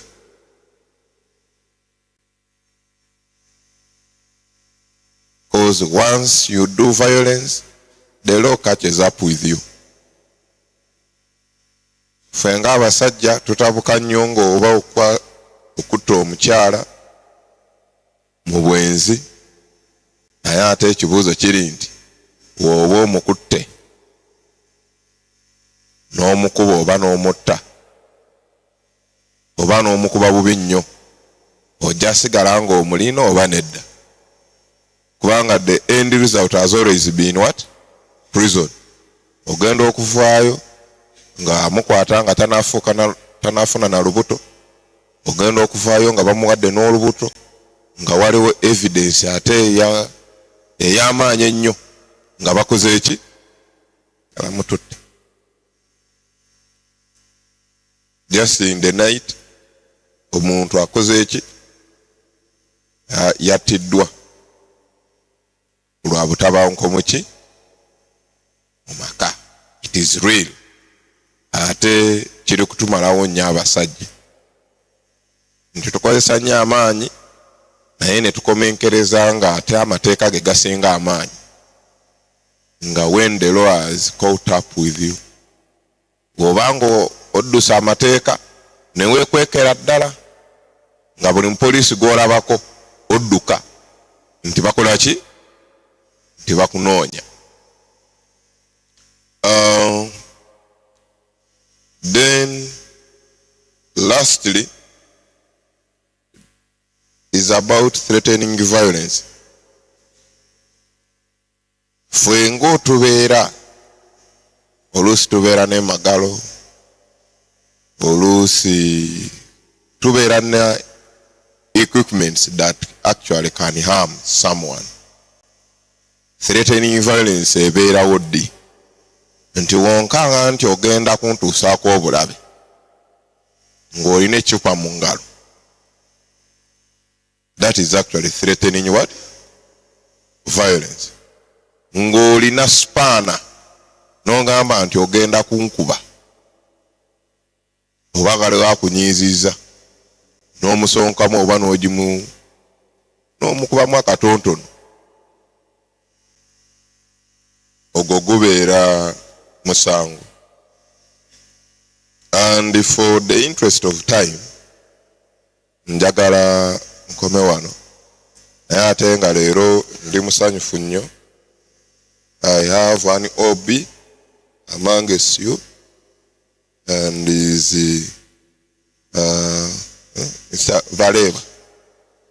At least he is my OB. We started together. I'm very happy that again we've met. Enamba yange y'essimu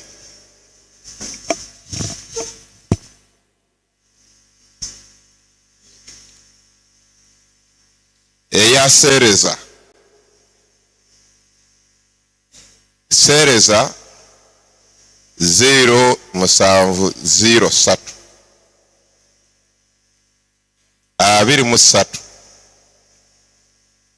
23 endala 16 eya Sereza. Eya Terera Nkwase 0782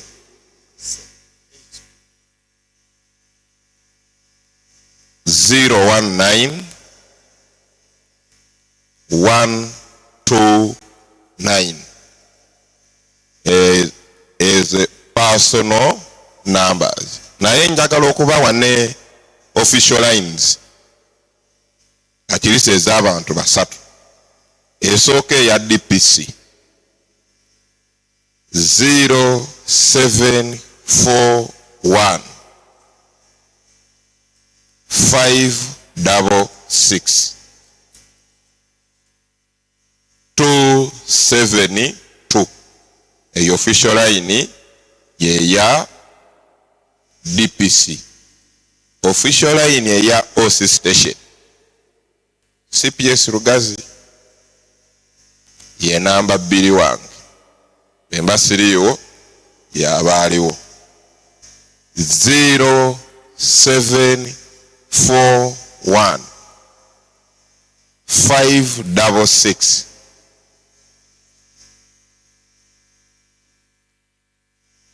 320. Eya OCCID yakulembera ebyokunoonyereza 0741 566 245. There's a OC CID. Osobola okubeera ng'oyagala okwebuuza ku mateeka oba ng'oyagala obuyambi bonna musobola okutukubira era tugenda kubaweereza. Ebanga ejja kubeerayo ebibuuzo musobola okubuuza naye twagala okubeebaza olw'okugumiikiriza abeebaseemu akatontono katusuubire nti mukwasa bulungi nga mwebaseemu nga wobanga otunula obulungi ebisomesebwa tebikola ki tebiyingira kubanga tulina entegeera ya njawulo. Waliwo afumintiriza nga akola ki ng'azibye amaaso naye nga byonna akola ki ng'abikwasa. Naye twagala okukola ki okubeebaza kubanga mubaddewo ate nga mugumiikiriza era nga mubuuziza ebibuuzo. Tusuubira nti temuli kuddayo kyekimu. At least temugenda gamba abaana bammwe abakyala bammwe nti abasajja boggedde okubuuza nti boggedde ki bagamba abasajja bakoze eki boggedde n'okomaawo. Tulina okubanga tufunyeeyo kyetukola ki kyetuyize ate era naffe tubeere nga tuli basaale kubanga tulina mikwano gyaffe nabo tubayigirize byetukoze eki byetuyize leero tubeere nga tusevinga obanga tutaasa obulamu bw'abantu. Every life matters. Mwebale nnyo okumpuliriza. Thank you. Good. Thank you, DPC. At this point, allow me invite our DGM Human Resource, Mr. Shiruta. And after making your remarks, I will also give you the responsibility to lead our visitors to the guest house for lunch.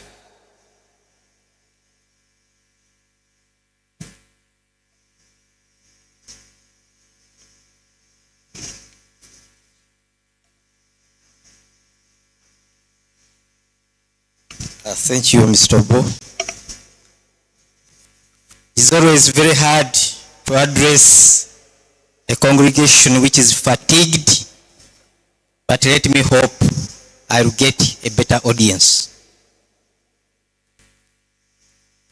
Our Deputy General Manager, MCT,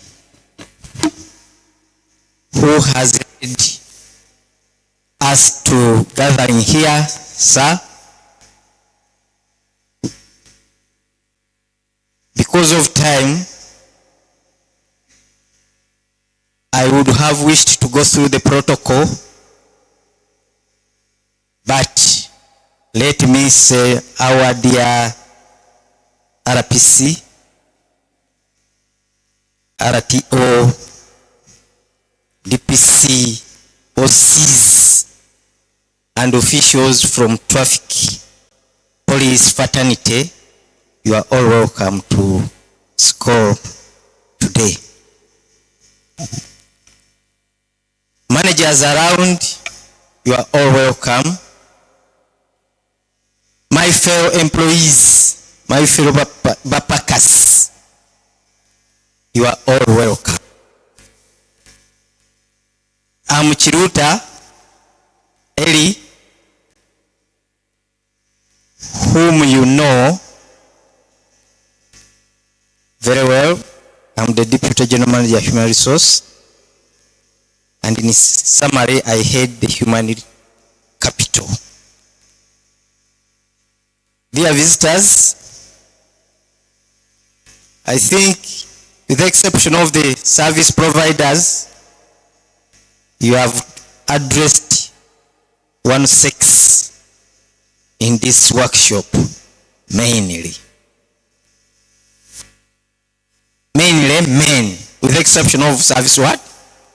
Providers. So men ourselves, us that men we don't gather for any productive activity. Let us clap for ourselves for having attended.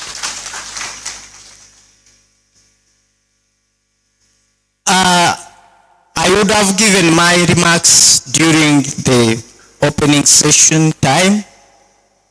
Nevertheless, I want to thank you for having been received well and having accepted to be here.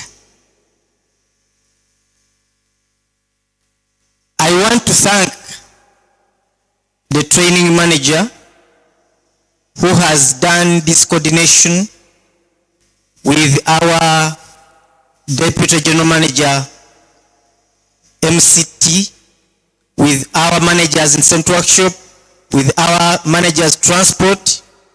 I want to salute them. Thank you very much. This workshop, dear members, is part of our policy. Is part of our routine programs as and when time do come.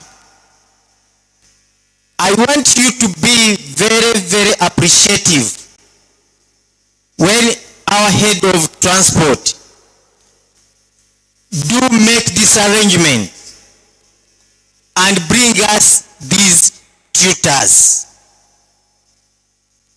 This is more or less a course you would have been charged for.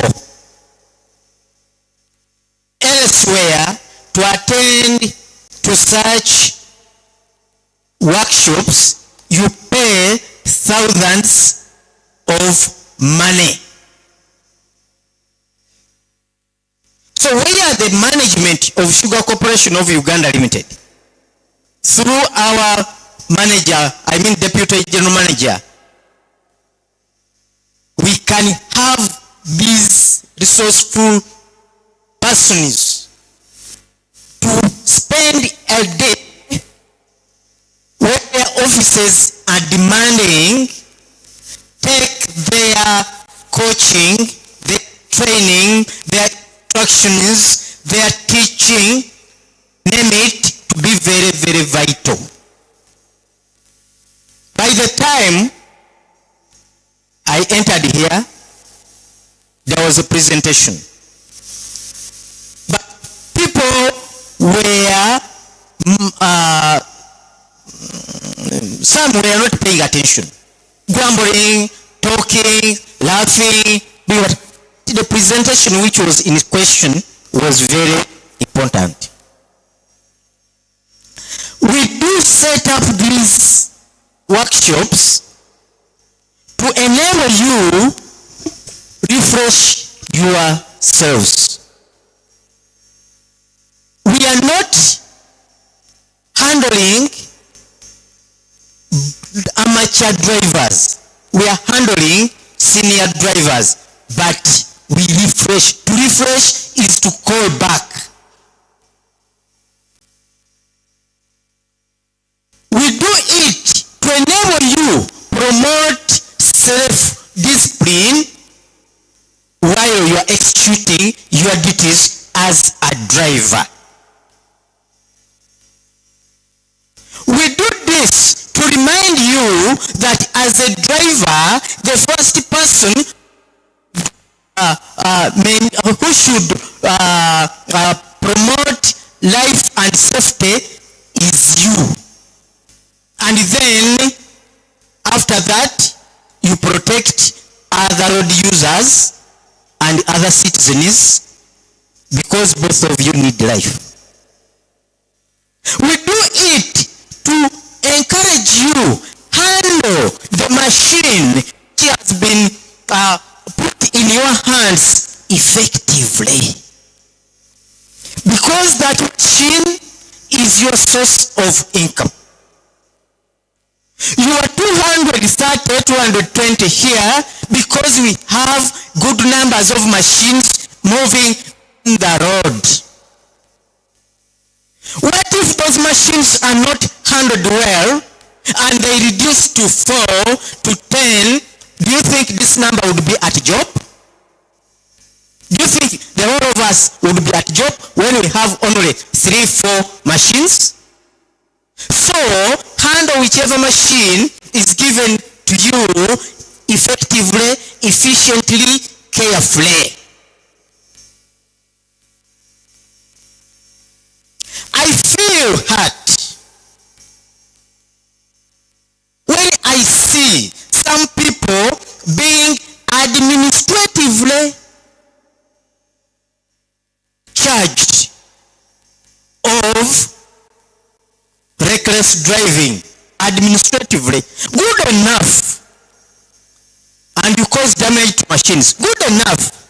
The reckless driving which we at times handle administratively has been expressed before you that it is criminality.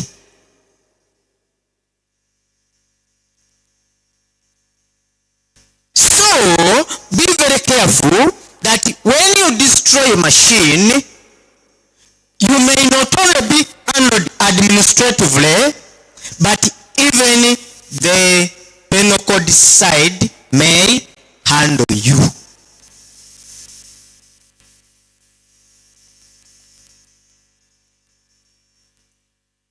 My DPC gave some important cross-cutting issues where he even pointed out that with only those who are not here, with those who are here, they are the only people who don't siphon fuel. Not so? I think he made you very good candidates of that day. That you don't siphon what? Fuel. But in his lecture, if I can remember, he said siphoning fuel is a crime event.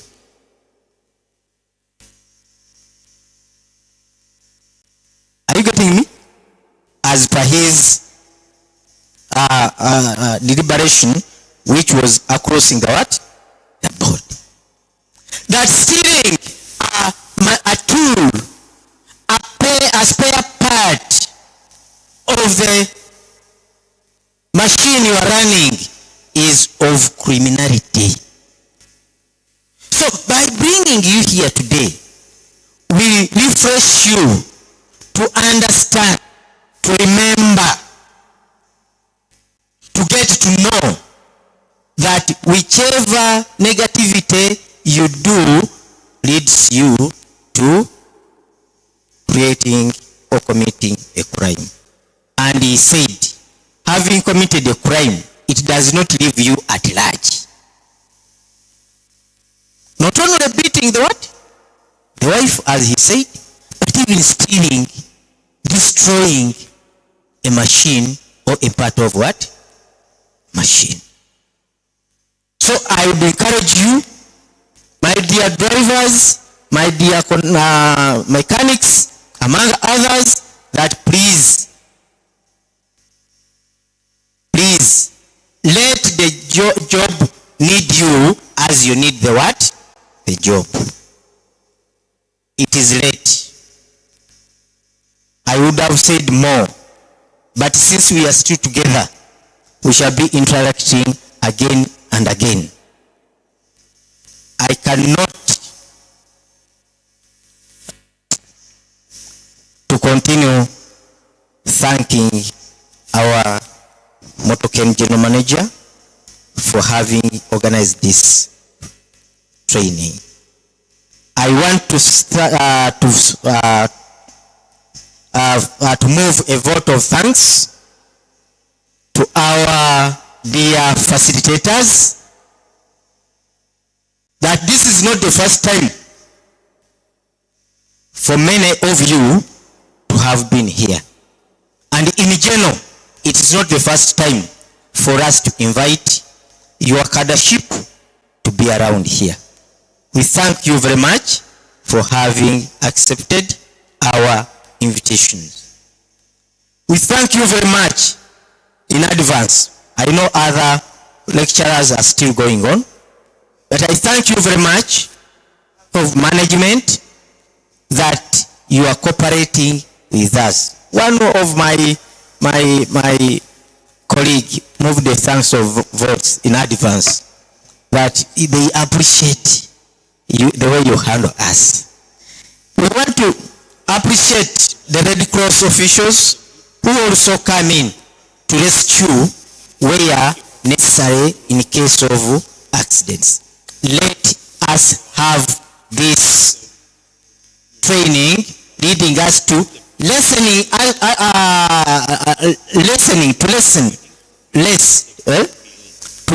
the accidents, to reduce the accidents, reduce destruction, promote the productivity as far as our need is concerned. Once again, I'm Chiruta Eli. I had ever interacted with some of you. My DPC here it just knocks my door in. I had never refused him. So I think you have heard us. We are respecting the laws. Please, whenever you are in any inconsistency, and we would be. Thank you very much. And again. All right. Thank you. And the last part is to lead our guest. As it is arranged, management has different and differentiating. Allow me this congregation for lunch also where it is. Okay. Yeah, thank you. So members, our lunch is also ready. We shall make a line, but I want to make few announcements. One, tomorrow we have a big function here. We shall be hosting the Archbishop of Church of Uganda here. And so, as we shall be ending late, I request, don't litter the place. Let's leave this place clean. Any bottle, any kavera and all that, put on the walkway, a team will come and pick. But also as you pick your food and as you sit to eat, don't drop it down. Don't litter the place. Because that food have used the oil and it will make the floor very oily. So let's try to take care, because tomorrow we have another big function here. Is that okay? And those eating plates, I don't know. Yes. Okay. When you are done with your lunch, drop that in the dustbin there. It is disposable. Is that okay? Drop it in the The dustbin. Now, 2, we have given you coupons. Is that okay? Present your coupon, then you will be served with food. Is that okay? We are going to do this in only 30 minutes. I know, according to Kazimoto's watch, what is your watch saying right now? It is 15:15. So at exactly 4, we shall be in here. Is that okay? Yes. Can I ask somebody to bless our meal straight away? Anybody who can bless the meal? Yes, John is here. Let's humble ourselves and pray. Father, in the name of Jesus, we thank you for the food that is before us. Sanctify it for our health. In Jesus' name I pray. Amen.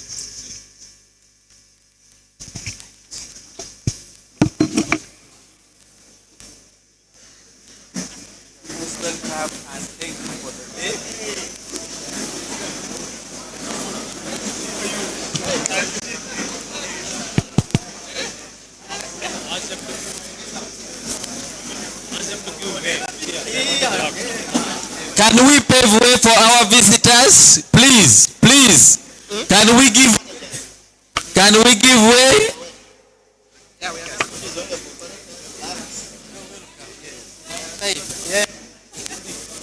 Can we give Can we pave way for our visitors?